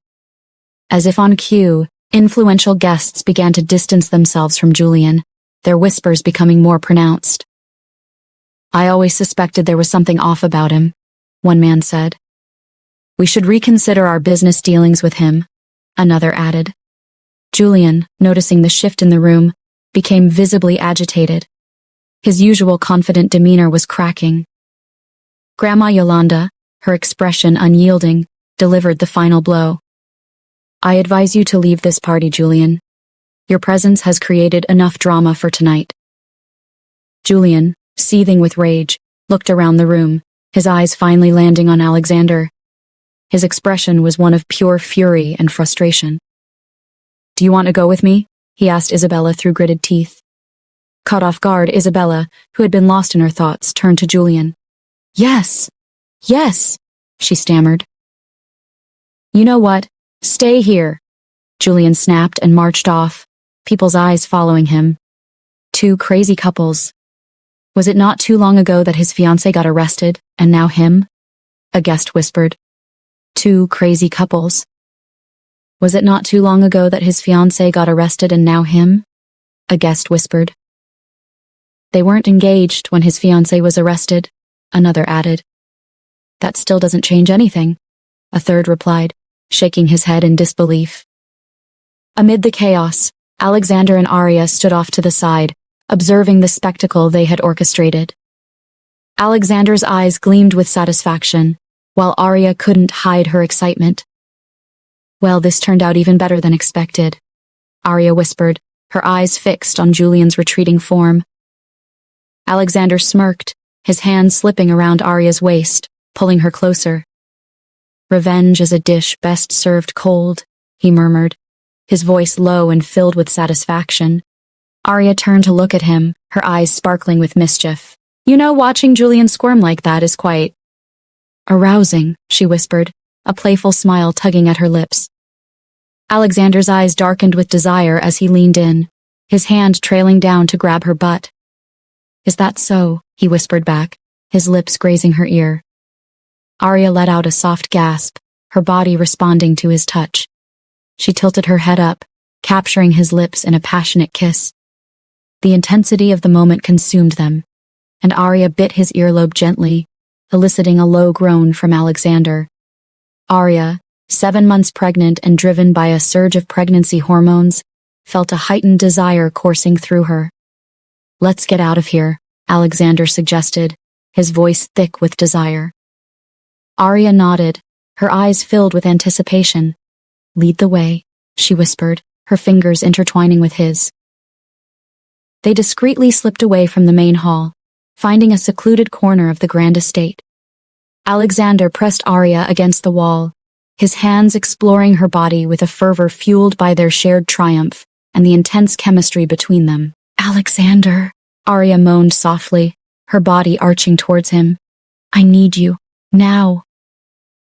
Alexander's hands roamed over her curves, the swell of her pregnant belly a reminder of their deep connection.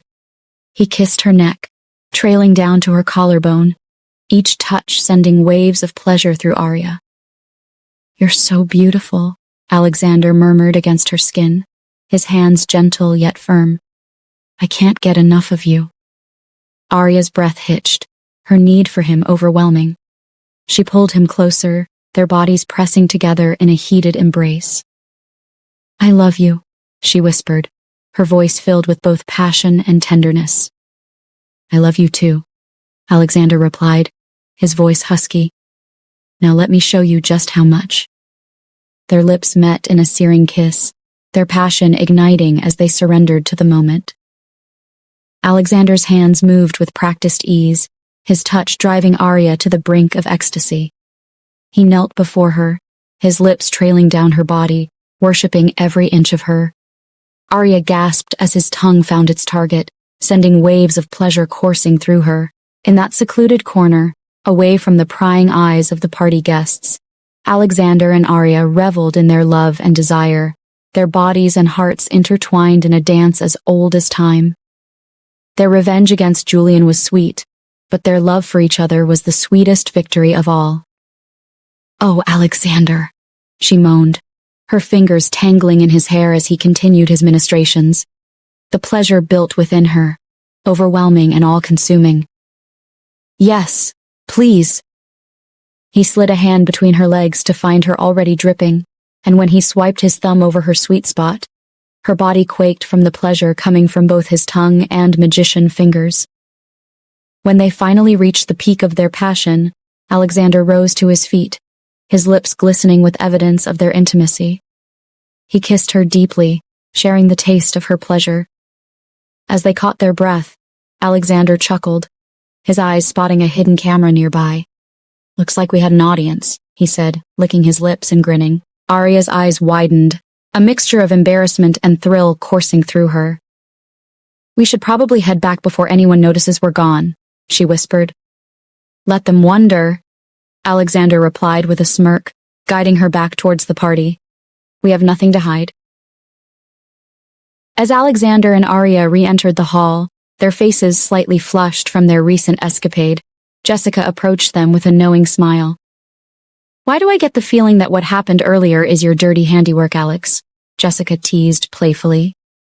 Alexander raised an eyebrow, smirking. "Just a little something to keep the night interesting."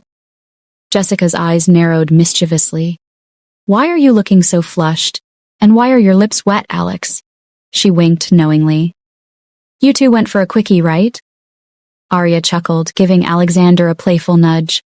"Let's just say the night has been full of surprises." Jessica laughed.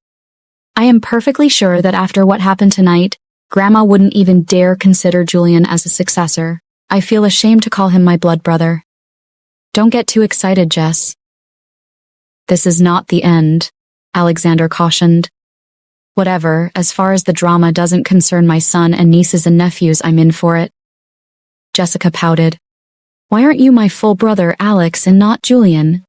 Alexander grinned, teasing her. "Because the universe knew you needed some variety in your life." Jessica rolled her eyes, then turned to Arya. "And how are you holding up, Arya?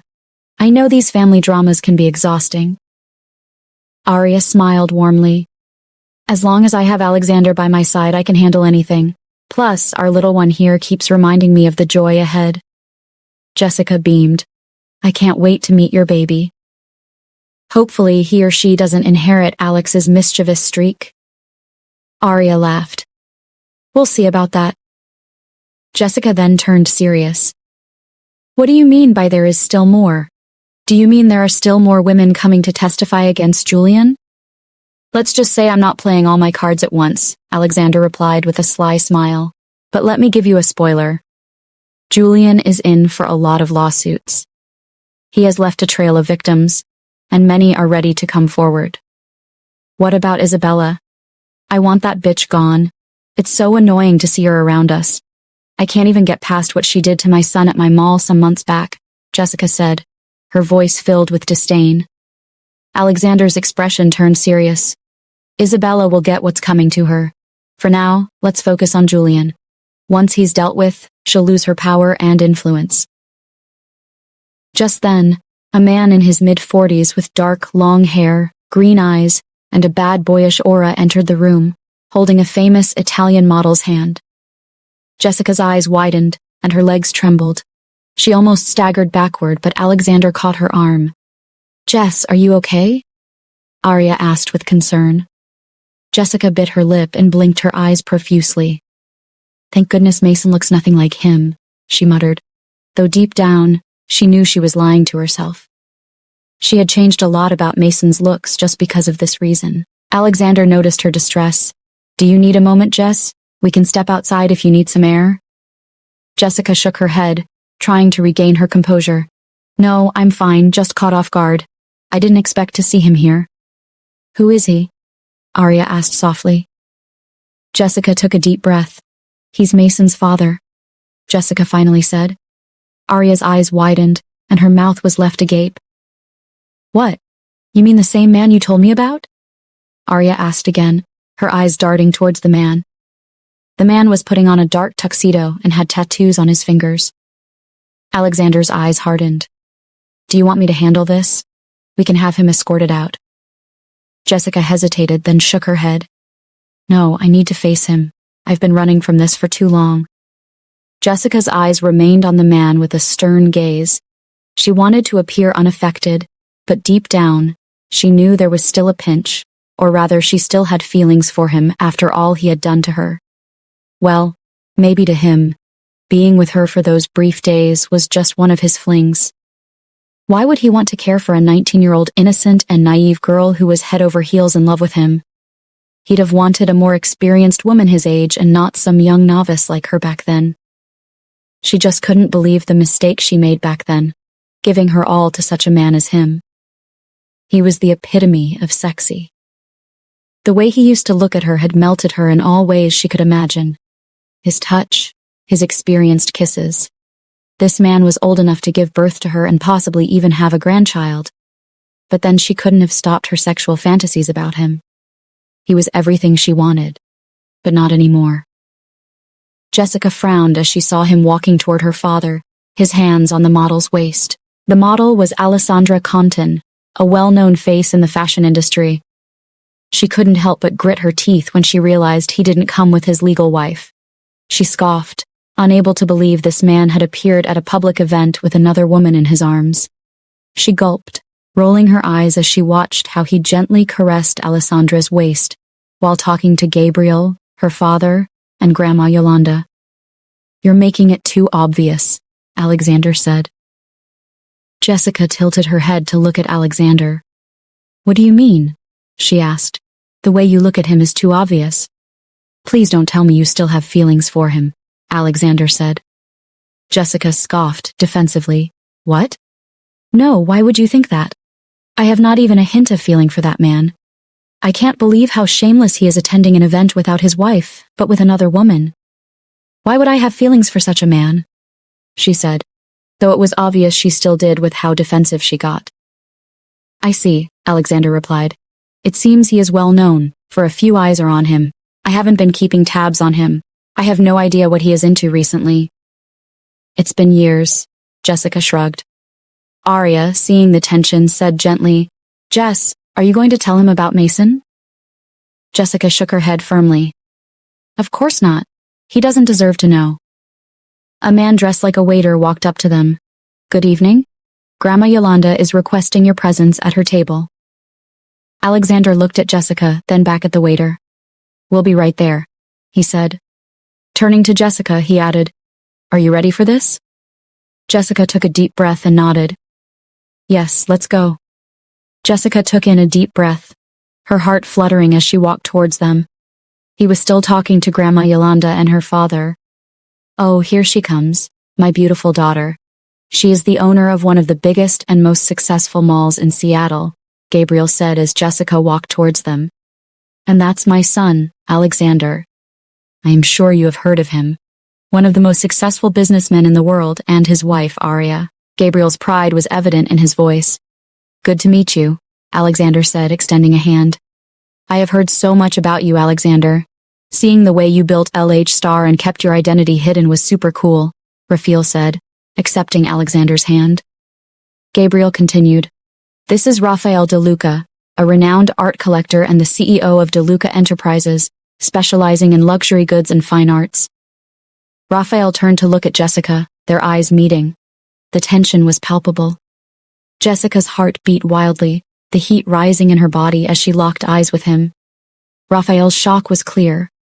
Gone was the naive 19-year-old girl he once knew, replaced by a confident, stunning woman.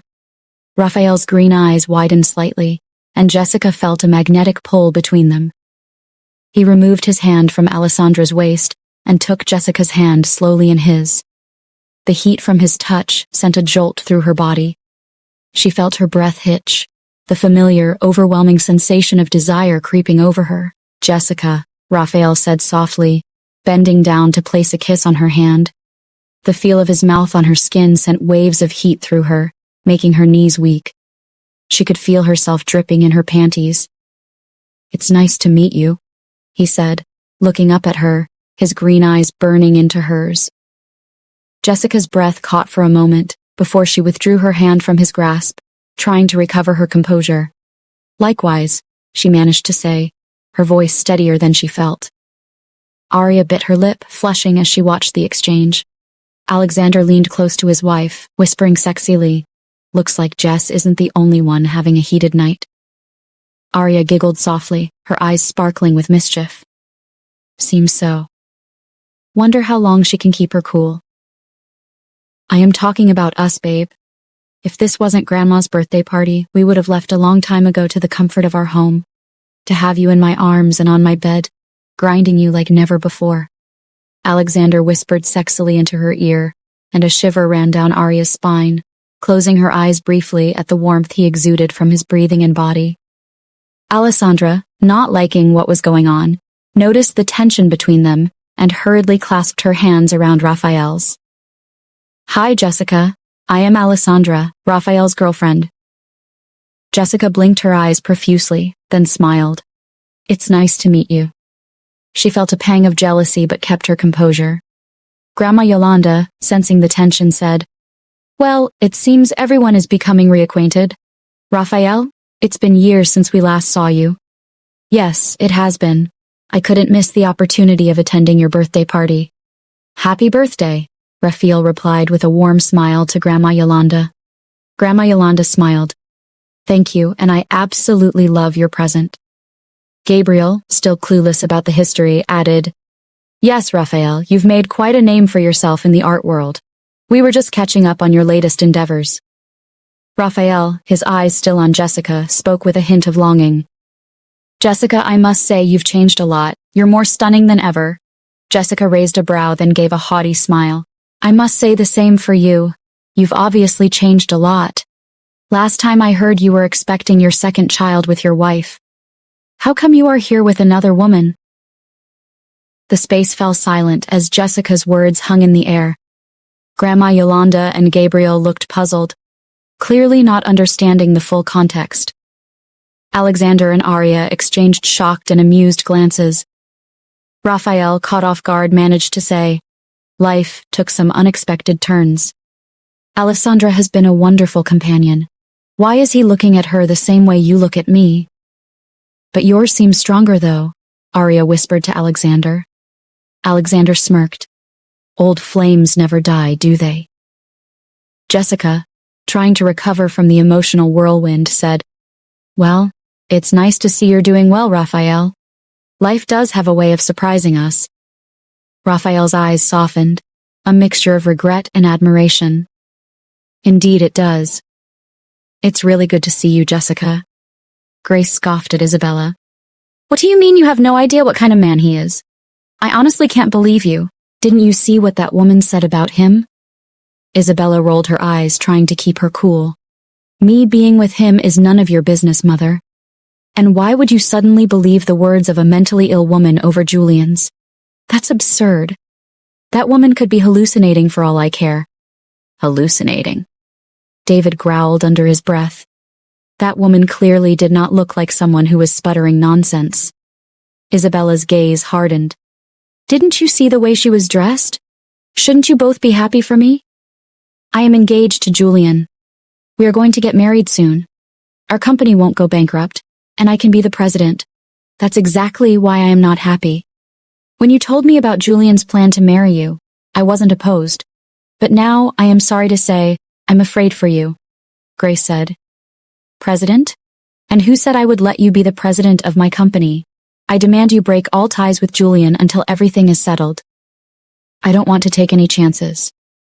If he is found guilty, imagine the disgrace we would face if you were married to him, David said. Oh, please just stop it. What makes you think I would listen to you after what you did to me? You didn't even visit me once in the detention center. You acted like I didn't exist, and now you think you can command me? Well, let me tell you, Father, you are in your dreamland.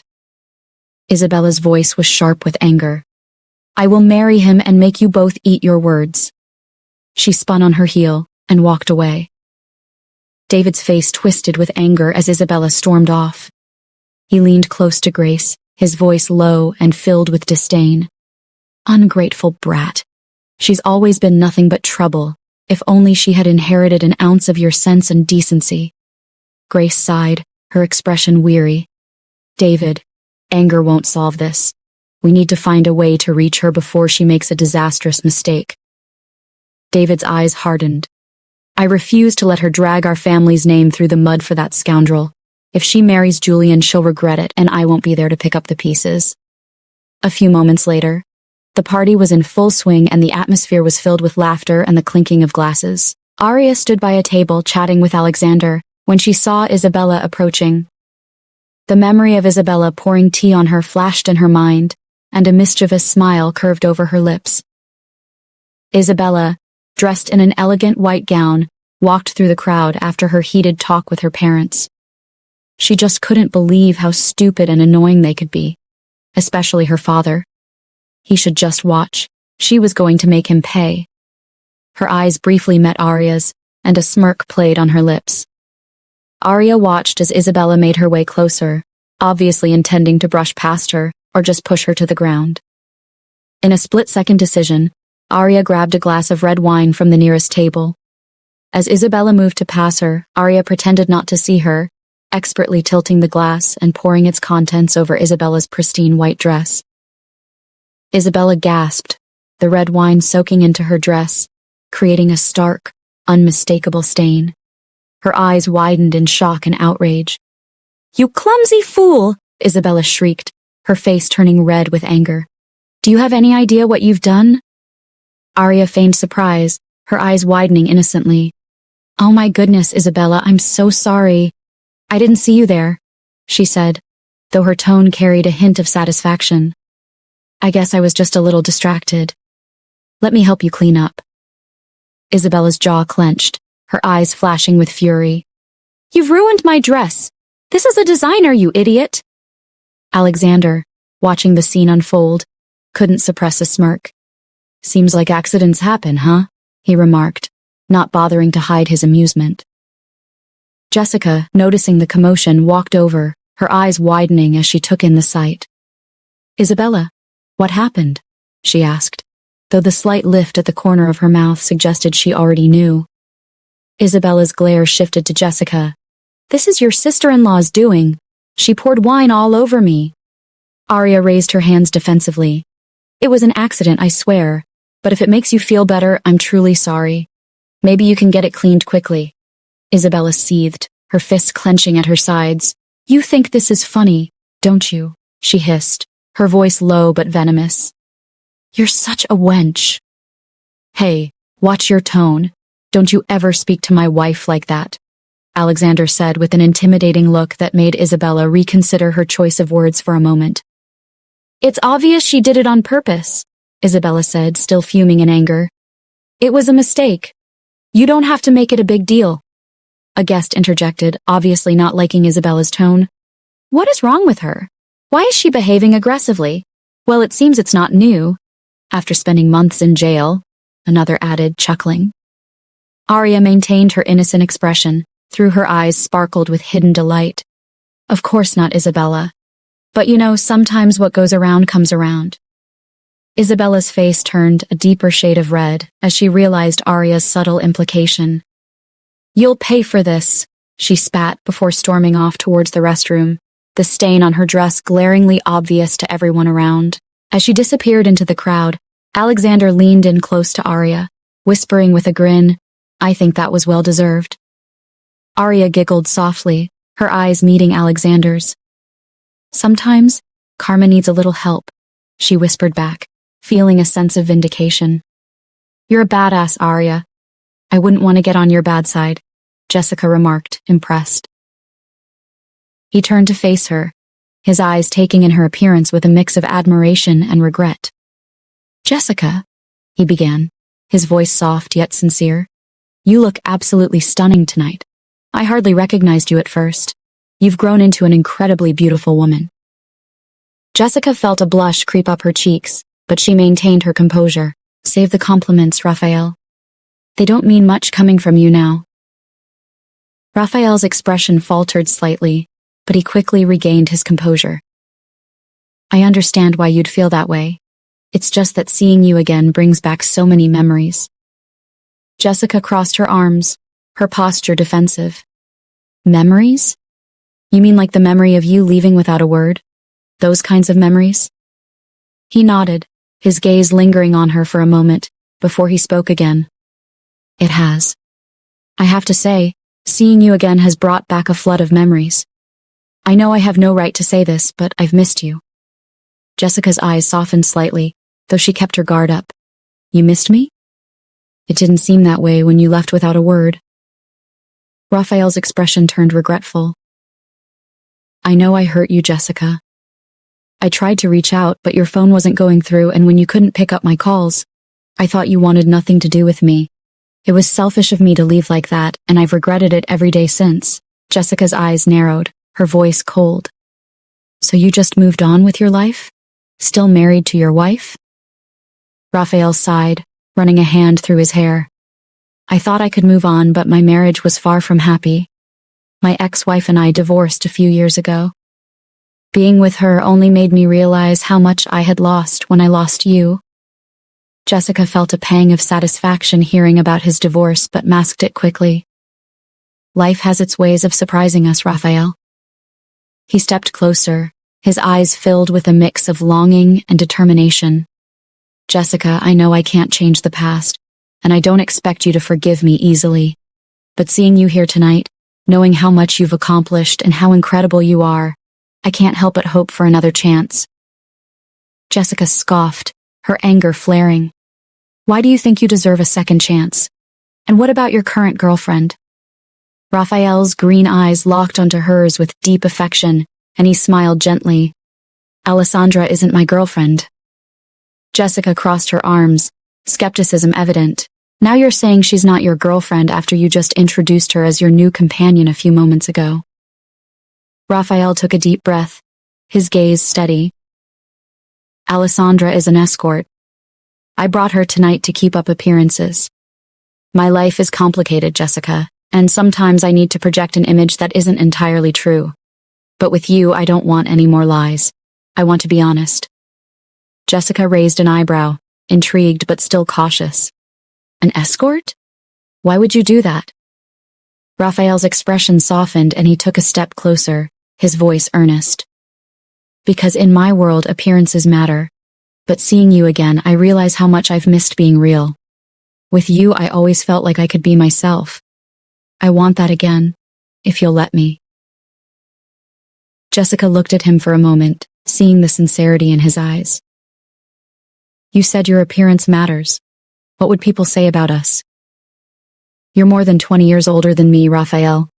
I used to think you left me because I was young, naive, and inexperienced. What would you want with a girl like me after our brief relationship? Of course you'd want a woman your age, an experienced woman who can satisfy you both in public and in private. You would have thought people would criticize you when they found out about us. I was just your dirty little secret, and now you're telling me you want it real with me. Raphael's expression grew intense, his green eyes never leaving hers. He stepped even closer, the space between them almost non-existent. Jessica, he began, his voice low and velvety. You were never a secret to me. You were the one light in my life. The one person who made me feel alive. Yes, I was scared. Scared of what people would say, scared of the age difference, scared of my own feelings.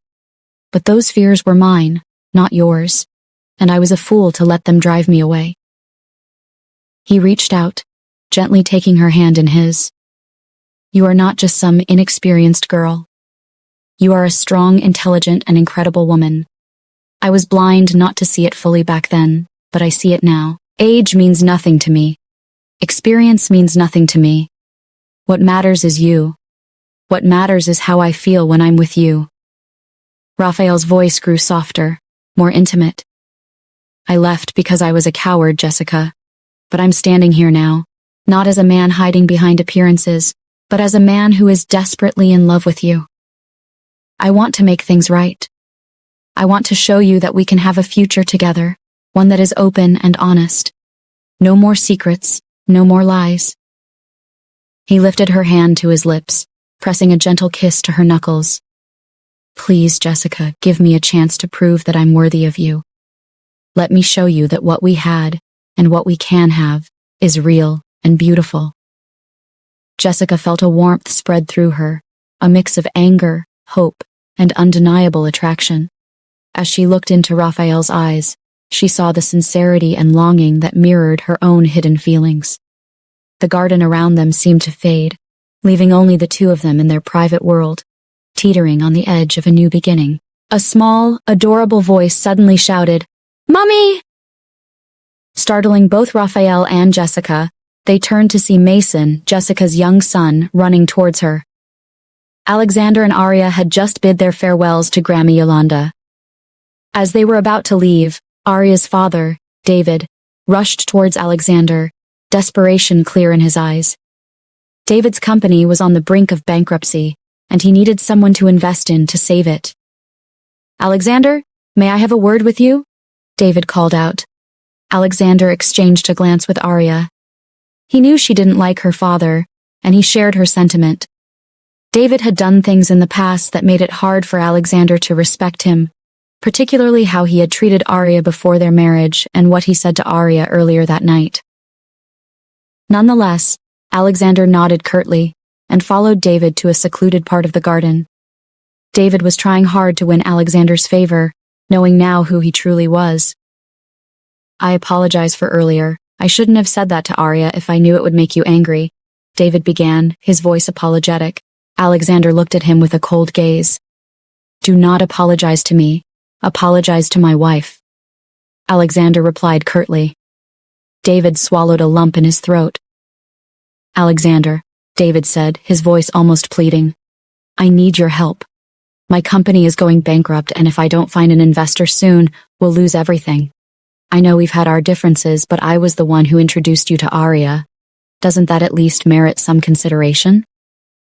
Alexander paused for a moment, taking in David's words. He then stepped closer, his dominating aura making David slightly uneasy. "Do you think I have no idea that you once tried to sabotage LH Star with my brother Ethan?" David's eyes widened in shock. He was momentarily stunned, his mind racing to recollect how Alexander knew about his past schemes. He stammered, "Alexander, I didn't realize you knew about that." Alexander's expression remained stern. "Yes, I know about it. And you have the audacity to come to me now expecting help after what you did?" David's desperation turned to panic. "Alexander, please. I was wrong, I know that now. But this is different. My company, my employees, their families, they're all counting on me. I'm begging you." Alexander's eyes bore into David. "You don't seem sympathetic about what you did, David. Why did you think I kept quiet and allowed Isabella to be the scapegoat? Because you were my wife's father. But you have outlived that chance. There is no way I am going to invest in a company I will gain nothing from." David's face turned pale, a look of sheer panic replacing his earlier desperation. "I will do anything, Alexander, just give me a chance, please." A thought suddenly came to Alexander's mind. He crossed his arms and looked at David intently. "I will invest in your company, but only under one condition." David's eyes lit up with a glimmer of hope. "Anything, Alexander. Name it. You will hand over the company and all its rights to Arya," Alexander stated firmly. David's mouth fell open in shock. "Hand over the company? To Arya?" "Yes," Alexander replied, his tone unwavering. "If you agree to this, I will ensure the investment is made and the company is saved. But it will be under Arya's control, not yours." David struggled to find words, his pride and desperation clashing within him. He glanced over at Arya, who stood by the car, her hand resting protectively on her baby bump. Finally he nodded, his voice barely above a whisper. "All right, Alexander, I agree." Alexander gave a curt nod. "Good. I will have the necessary papers drawn up. Once everything is signed, the investment will be made." David nodded again, a mix of relief and defeat washing over him. "Thank you, Alexander. Thank you." Alexander turned to leave, making his way back to Arya. As he approached, she looked at him with a mix of curiosity and concern. He gave her a reassuring smile, hoping to convey that everything would be all right. "Is everything okay?" Arya asked softly. "Yes," Alexander replied, taking her hand gently. "Everything is going to be just fine." As they walked back towards the car, Alexander felt a sense of satisfaction. He had managed to help David without compromising his principles, and more importantly, He had ensured that Arya would be in control, protecting her future and their family's legacy. As Raphael watched the boy, about 6 years old, run towards Jessica, his eyes widened with a mix of confusion and curiosity. There was a softness in his gaze, an almost involuntary tenderness as he observed the child with a hint of familiarity. Jessica looked down at Mason with a smile, trying to mask her nervousness. "My love, what are you doing here? Shouldn't you be playing with Cole and Chloe?" "Where's Auntie Gloria?" she asked, her voice slightly strained. Mason looked up at her, innocence shining in his eyes. "Auntie Gloria said I could come find you because Cole and Chloe wanted to play a game I didn't like," he explained. Raphael's confusion deepened as he watched the interaction, blinking for a moment. "Whose child is this?" he asked. Jessica looked up at Raphael with a small, guilty smile. "He is my son," she said, biting her lip in guilt. She wasn't ready for this moment. Not yet. Raphael's eyes widened further as he looked at the adorable boy who almost seemed like a little version of himself. "He is your son?" he repeated, surprise evident in his tone. "Yes," Jessica replied softly. Mason looked up at Raphael with a cute smile. "Who are you? Are you Mummy's friend?" Raphael chuckled at Mason's curiosity. "Yes, I am your mom's friend," he said, trying to keep his voice steady. Mason frowned, clearly skeptical. "I know all of Mum's friends. How come I'm just meeting you?" "Are you sure you're my mummy's friend?" he asked. Raphael glanced at Jessica, then back at Mason. "I'm an old friend who has been away for a while," he explained gently, a warm smile forming on his face. Raphael found himself liking the boy already, an inexplicable sense of connection forming. "What is your name?" "You've got nice green eyes," Mason asked, curiously. "I am Raphael, and what is your name, little man?" Raphael asked. Mason beamed and extended his hand. "I am Mason Harrington." "It's nice to meet you, Raphael." Raphael shook Mason's hand, feeling a mix of emotions. "It's nice to meet you too, Mason," he said warmly. Jessica bit her lip as she watched them converse, her heart pounding. As Mason approached, Raphael's eyes locked onto Jessica, searching for answers, his gaze piercing with a mix of curiosity and longing. "Oh, so you're like a friend from a long time ago? Why didn't you tell me about him, Mummy?" "Mason, you're a very curious boy." "I like that. And yes, I'm an old friend of your mom's. We lost touch for a while, but it's nice to meet you now," Raphael replied. Raphael felt a sense of wonder and excitement as he gazed at Mason. He couldn't believe how much the boy resembled him, and his mind raced with possibilities. He felt an instant connection, a sense of pride, and a desire to know more about this little person who seemed to be a part of him. "That's good. I'm just curious because I don't know if my mom has any guy friends," Mason said. Raphael looked at Jessica, then at Mason. "So, Mason, what do you like to do for fun?" "I like playing soccer and video games with my Uncle Alexander. He is the best," Mason returned. Raphael then looked at Jessica. "He's a wonderful boy, Jessica," he said sincerely. Jessica's eyes softened, though she still looked anxious. "Thank you," she replied quietly. Raphael's eyes suddenly widened. "Wait, if he is really your son, does it mean you are married?" Raphael asked, the question escaping his lips before he could stop himself. Jessica chuckled softly. "No, I am not married," she replied. Raphael smiled and let out a sigh of relief upon hearing she wasn't married. "That's good," he said, his voice softer. He then turned his attention back to Mason. "So how old are you, Mason?" Mason puffed out his chest proudly. "I'm 6 years old," he declared. Jessica's heart skipped a beat, and she bit her lip, her eyes pleading silently for understanding. "Raphael, it's complicated," she said, her voice barely above a whisper. Raphael's gaze shifted from Jessica to Mason, and then back to Jessica. He felt a mix of emotions swirling inside him, confusion, shock, and unexpected warmth. He had always imagined what it would be like to have a family, and here stood a boy who might be his son. "Jessica, is he?" Raphael's voice trailed off, unable to finish the question. Alessandra approached, her face twisted in a frown. Raph, I have been looking everywhere for you. I didn't know you were here with her, she said, her eyes narrowing at Jessica. She then glanced at Mason dismissively. And him. Who is he? Well, I don't care to know. Why did you leave me there all alone? Alessandra demanded, clearly displeased. Raphael's expression hardened. He turned to look at Alessandra with a stern gaze. I don't have to tell you everywhere I go. And by the way, you were so busy with your clicks in there. I don't have time for this, he said sharply. Alessandra crossed her arms, her face reddening with anger. But you promised we would spend time together. I thought we were here together, not for you to run off with. With them, she spat out, her eyes flicking toward Jessica and Mason. Jessica, sensing the tension, straightened her back and took Mason's hand. We were just leaving anyway. Come on, Mason, she said, her tone firm and unyielding. She wasn't going to let Alessandra's attitude affect her or her son. No, wait, Jessica. We are not done talking, Raphael said, his voice tinged with urgency. Jessica looked at him coolly.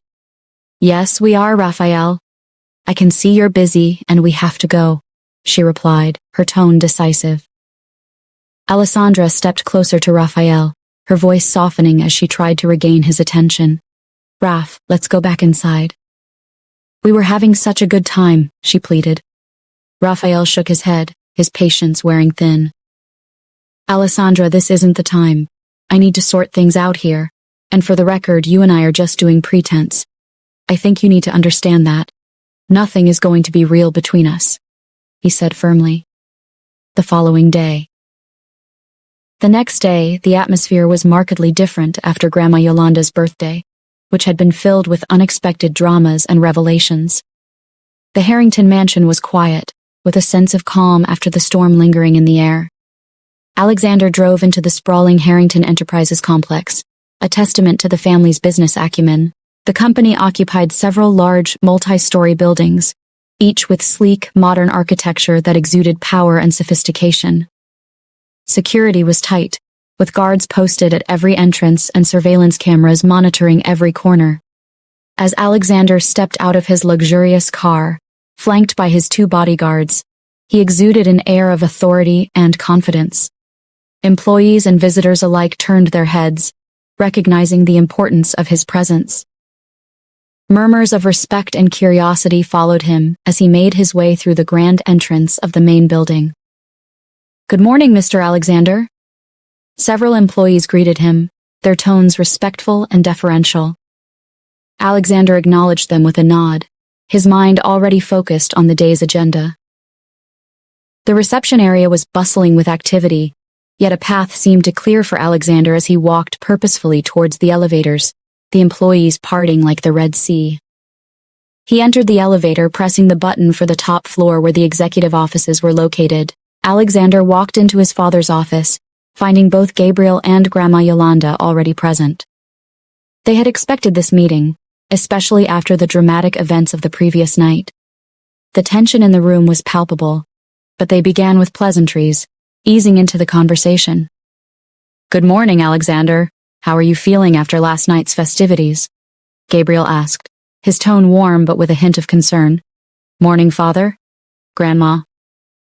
Last night was eventful, to say the least, Alexander replied, giving a small smile to his grandmother.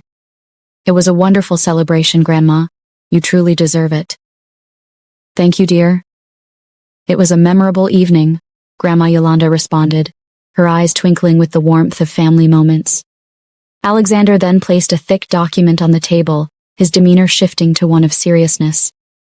Grandma Yolanda's eyes narrowed in curiosity. What is this? She asked, her voice steady despite the underlying tension. It's paperwork detailing the crimes Julian has committed within Harrington Enterprise, Alexander said, his voice calm but with an edge of determination. Gabriel picked up the document and started reading. His eyes widened with each page he turned. What? He exclaimed, the shock evident in his voice. I had no idea any of this was happening right under my nose. Julian, involved in such things. I'm beyond disappointed and angry. Alexander reached into his pocket and produced a flash drive, placing it next to the document. I got this from the director of finance. It includes detailed evidence of every corrupt action Julian has taken. He created a slush fund and siphoned off company money. It's all documented in there. Grandma Yolanda shook her head, her expression one of deep disappointment. She tapped her cane on the floor, a gesture that showed her struggle to maintain composure. I didn't know he had gone this far. It seems I need to take a more direct role in overseeing things around here. Gabriel looked up from the document, his face pale but resolute. We need to address this immediately. This kind of behavior cannot be tolerated, especially within our family. Alexander nodded. I agree. We need to act swiftly to prevent further damage and to show that such actions have severe consequences. Grandma Yolanda's gaze hardened. As of today, Julian has no right or position in Harrington Enterprise, she declared. A sly smile curved up Alexander's lips. He knew it wasn't over yet. This wasn't the biggest punishment.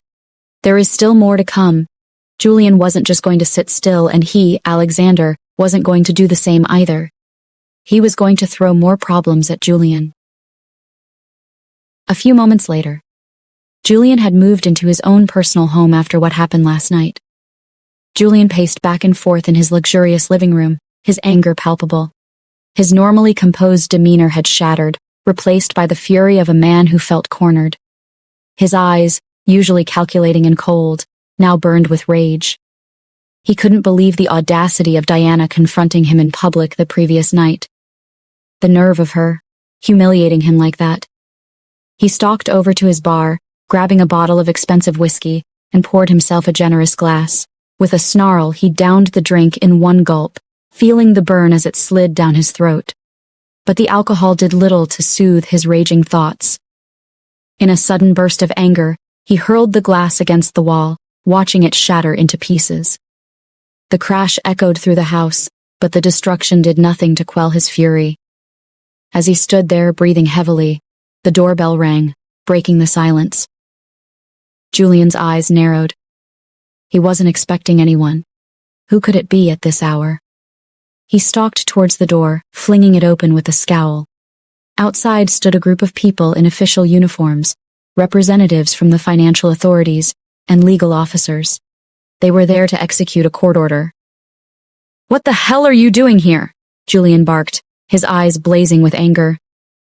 One of the officials stepped forward, holding up a document. Mr. Harrington, we're here to confiscate any assets that were purchased with embezzled funds. This house, and everything in it, is included. We've been authorized to act by your grandmother, Yolanda Harrington. Julian's face twisted in disbelief and fury. What? You can't do this. This is my home. Do you know who I am? I'm Julian Harrington. The officials, unfazed by his outburst, began to move past him into the house. One of them started unplugging the expensive electronics, while another headed towards the art collection. Julian lunged forward, trying to stop them. Don't touch that. It's worth a fortune. You can't take my things.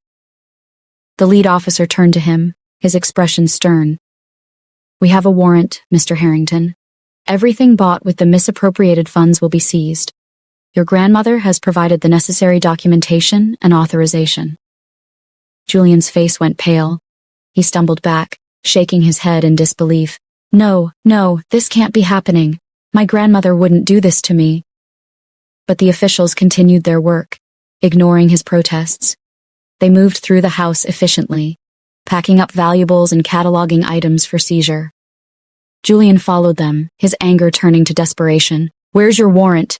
You can't just take my stuff without a warrant, he shouted, his voice cracking with panic. The officer handed him the official document. Here it is, Mr. Harrington, signed and sealed by the court. You're free to contest it, but until then, we have orders to confiscate all assets linked to the embezzled funds. Julian's world was crumbling around him. He watched helplessly as his belongings were taken away. No, this can't be happening. Grandma would never do this to me. How the hell did she even find out about the embezzled funds? Julian said through gritted teeth. You are advised to leave this house before tomorrow. We will be taking it down too, the officer said, without any hint of sympathy. Of course. Who doesn't know the latest news about Julian Harrington and what happened last night? As the last of the officials left, locking the door behind them, Julian sank to the floor, staring at the empty house that was once filled with his treasures. His mind raced, trying to process the magnitude of what had just happened. He was Julian Harrington, once untouchable, now brought low by his own actions and the iron will of his grandmother. The realization hit him hard. He had lost everything? As Alexander approached Johnson Financial Group, he couldn't help but notice the signs of decline. The reception area was sparsely furnished, with old, worn-out chairs and a desk that had seen better days. The atmosphere was subdued, and there were far fewer employees than he expected, hinting at the company's financial struggles. Walking in with his lawyer, a confident woman in her mid-30s, with sharp features and a keen gaze, and his two imposing bodyguards trailing behind, Alexander cut an impressive figure. His lawyer, Olivia Bennett, was known for her no-nonsense attitude and impeccable record in corporate law. Her tailored suit and precise movements spoke volumes about her professionalism. A man approached Alexander, offering a polite smile. "Good morning, Mr. Harrington. David is expecting you in his office." "Thank you," Alexander replied curtly, nodding to the man.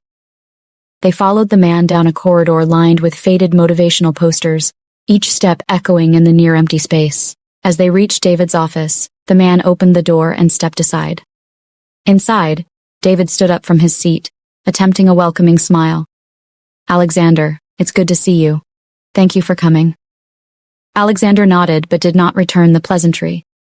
He could see the strain in David's eyes. The same man who had once looked down on him now stood before him, a shadow of his former self. David, deep down, was far from thrilled about this meeting. The thought of handing over his company to Arya, his daughter, never crossed his mind as a viable solution to save it. "Let's get straight to the point," Alexander said, his tone firm. "This is my lawyer, Olivia Bennett." He gestured to the woman beside him. David forced a smile, though it didn't reach his eyes. "And this is my lawyer, Mr. Thompson." A middle-aged man with a weary look stepped forward, nodding politely. Olivia and Mr. Thompson exchanged brief pleasantries before delving into the details. Alexander remained focused, his gaze unwavering on David. "We're here to finalize the agreement," Olivia began. "Mr. Harrington would invest in Johnson Financial Group, but only if Mr. Johnson hands over the company to Arya Harrington." David swallowed hard, feeling the weight of the situation. "Yes, I've agreed to these terms. It's the only way to save this company." His voice held a note of resignation. Olivia slid the paperwork across the desk towards David. "These documents outline the terms of the agreement. Once signed, the ownership of Johnson Financial Group will transfer to Arya Harrington." Mr. Thompson reviewed the documents carefully before nodding to David. "Everything seems in order." David took a deep breath, signing the documents with a sense of finality. He handed them back to Olivia, who inspected them before nodding to Alexander. "It's done," Alexander said, his tone leaving no room for doubt. "Arya will receive the company. I trust you understand the significance of this decision." David nodded, his expression a mix of relief and regret. "I do. I only hope Arya will manage it well." "She will," Alexander assured him. "Thank you for your cooperation, David." With the deal sealed, Alexander turned to leave, his lawyer and bodyguards following. The once thriving Johnson Financial Group was now in Arya's hands. David arrived home, the weight of the day's events heavy on his shoulders. Grace, his wife, was in the living room, her face lit up with curiosity as he entered. "David, what happened at the meeting?" she asked, her tone eager. David sighed, sinking into an armchair. "It was a long night, Grace. Alexander demanded that the only way he would invest in the company was if I handed it over to Arya." Grace's eyes widened in disbelief. "What? Why would he demand such a thing? He has no right. The least he could do was to invest in the company without any demands. We gave him a full-grown woman as his wife. He should repay us for what we did." David frowned, his voice low and tired. You're making it sound like we were selling Arya. If anyone hears that, they would think we are into trade by barter. You know, give Arya to him in return for his investment in my company. Whatever. Isn't that what it was supposed to be? It's not like you ever even cared for that child. The real reason why we gave Arya to the Harrington family was to gain something in return. Wasn't that what we agreed on at first? Remember? Grace snapped, her voice dripping with bitterness. David nodded slowly. Yes, that was what we agreed on. But things changed. I had no idea the Harringtons were that kind of family. Grace's frown deepened. I hope you didn't even consider what Alexander said, even for a bit. You're not going to give the company to Arya, right? David's face dropped, the weight of his decision crashing down on him. Grace's voice cut in, filled with fury. What the hell? Do not tell me you handed over the company to that wench. Don't you dare call Arya a wench, okay? No more ill words about Arya. Watch it, David warned, his voice firm. Yes, I gave the company to Arya. I can't watch the company I have worked hard for be taken away from me by the government. I'd rather have my blood take it from me than an outsider. And moreover, Arya is the best candidate for that. What does Isabella have to offer? She is just so useless. Grace's expression was one of pure shock and disbelief. Her dreams of her daughter Isabella taking over the company were shattered. How could you do this, David? This wasn't what we planned. Who would have ever thought Alexander would buy over the company for his wife? What sort of man is Alexander? Why does he love Arya so much? She regretted deeply not pushing for Isabella to be Alexander's bride. She had underestimated Alexander, and now she was paying the price. If only she had accepted Isabella as Alexander's wife, things might have turned out differently. David sighed, his tone tinged with sadness and regret. The deed has been done. Arya is the new CEO of Johnson Financial Group. Let's just hope she doesn't change the name. A few moments later, Isabella stormed into the living room, her eyes blazing with anger as she confronted her mother. What? What the hell do you mean? Why? Huh? Why should Arya be the owner? She ruffled her hair in frustration, her voice rising. Grace tried to calm her, but her own disappointment was evident. Isabella, listen to me. This is what happened. Alexander demanded that David hand over the company to Arya in exchange for his investment. Your father had no choice. Isabella's face twisted in rage and jealousy. No choice. This is our company. Why should Arya get everything? This isn't fair. I worked just as hard, if not harder, for this family. How could he do this to me? Grace's own regret mirrored her daughter's.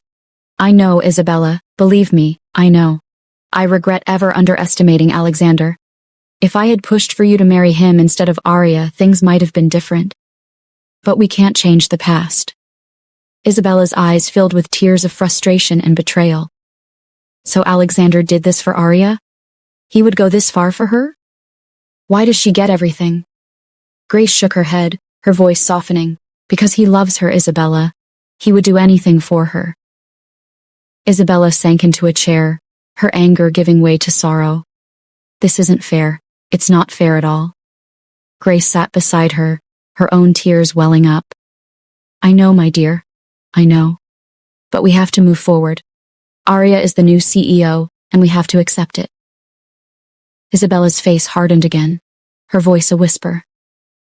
I will never accept it. Never. At Alexander's mansion, Arya sat comfortably on a lounge chair by the pool, her feet propped up on a small cushioned ottoman. The warm sunlight bathed her in a gentle glow, highlighting her baby bump beneath a flowy floral sundress. On the table beside her was a large bowl filled with a colorful assortment of sliced apples, grapes, watermelon, and other fresh fruits. She delicately picked at the fruit with a fork, savoring each bite as she relaxed in the serene atmosphere. Alexander walked towards the pool, his presence commanding attention even in his casual black t-shirt and black pants. His black shades added an air of mystery, and in his hand he carried a brown envelope. As he approached, Arya looked up and smiled warmly at him, "You're back," she said, her eyes lighting up. "How was your day?" Alexander returned her smile, the love evident in his gaze. "It was good," he replied, leaning down to kiss her gently on the lips. Then, he bent further to plant a tender kiss on her baby bump. "And how are you and our little one doing?" "We're both doing great," Arya replied, her hand gently caressing her belly, "just enjoying some fresh fruit." Alexander straightened up and handed her the brown envelope. "I have a surprise for you. Open it." Arya looked at him curiously, her fingers carefully opening the envelope. Inside, she found a stack of documents. As she skimmed through the papers, her eyes widened in shock and delight. "Alexander, what is this?" she asked, her voice trembling with emotion. "It's the paperwork for Johnson Financial Group," Alexander said, his voice filled with pride and affection. "The company is yours, Arya." Arya's eyes filled with tears of joy as she looked up at him. "You bought the company for me?" Alexander nodded, smiling warmly. "I wanted to make sure you had something of your own, something you could be proud of. You deserve this, Arya." Arya placed the documents on the table and stood up, wrapping her arms around Alexander. "Thank you, Alexander. This means the world to me." He held her close, his hands gently rubbing her back. "You mean the world to me, Arya. I want you to have everything you've ever dreamed of." They stood there for a moment, holding each other, the sun setting behind them, casting a golden glow over the pool. Arya pulled back slightly and looked into his eyes, her heart swelling with love and gratitude. "I love you, Alexander," she whispered. "I love you too, Arya," he replied, his voice soft and sincere. They kissed again, a tender, lingering kiss that spoke of their deep bond and shared future. As they parted, Arya glanced back at the documents, a newfound excitement in her eyes. "I can't believe this," she said, her voice filled with awe. "We're going to make Johnson Financial Group better than ever." Alexander nodded, his confidence unwavering. "Yes, we will. Together." They sat back down by the pool, Arya's hand resting on her baby bump, Alexander's arm around her shoulders. "How did you do it?" Arya asked Alexander, looking at him with so much love in her eyes. Alexander shrugged. "Well, I told your father that the only way I can ever invest in that company is if you own it. So, we signed the papers today. You're officially the owner of Johnson Financial Group. You can change the name of the company if you don't like it," Alexander explained. Arya smiled warmly at Alexander, her eyes shining with affection and gratitude. "Is this part of the plan to punish Isabella?" she asked playfully, though a hint of curiosity lingered in her tone. Alexander frowned slightly, shaking his head. "Of course not. I did it for you, baby. Moreover, think of it as planning for our baby's future. They get to own something when they grow up," he said dreamily, his gaze softening as he imagined their children's future. "I want my children to have the best. The absolute best." Arya's heart swelled with love. "Ah, that's so sweet of you, my love," she said, reaching out to touch his cheek gently. Alexander leaned into her touch, his hand coming up to cover hers. "Everything I do for you and our family. I want us to build a legacy together, something our children can be proud of." Arya nodded, her eyes misting over with emotion. "I believe in us, Alexander, and I believe in our future. We're going to make Johnson Financial Group thrive." Alexander smiled, his heart full of pride and love for his wife. "Yes, we will. And we'll do it together, just like we've always done everything." They shared a moment of silent understanding, the bond between them growing even stronger. The setting sun cast a warm glow over them, adding to the magic of the moment. "Now," Alexander said, breaking the silence with a playful grin. "How about we celebrate this new chapter in our lives? Maybe a special dinner tonight?" Arya laughed softly, her eyes sparkling. "That sounds wonderful. I'd love that." Alexander kissed her again, a soft and lingering kiss that spoke of his deep love and commitment. "I'll go get everything ready," he said as he pulled away, his eyes never leaving hers. Arya watched him go, her heart overflowing with happiness and excitement. She looked down at the documents again, feeling a sense of pride and accomplishment. This was the beginning of a new journey, one she was eager to embark on with Alexander by her side.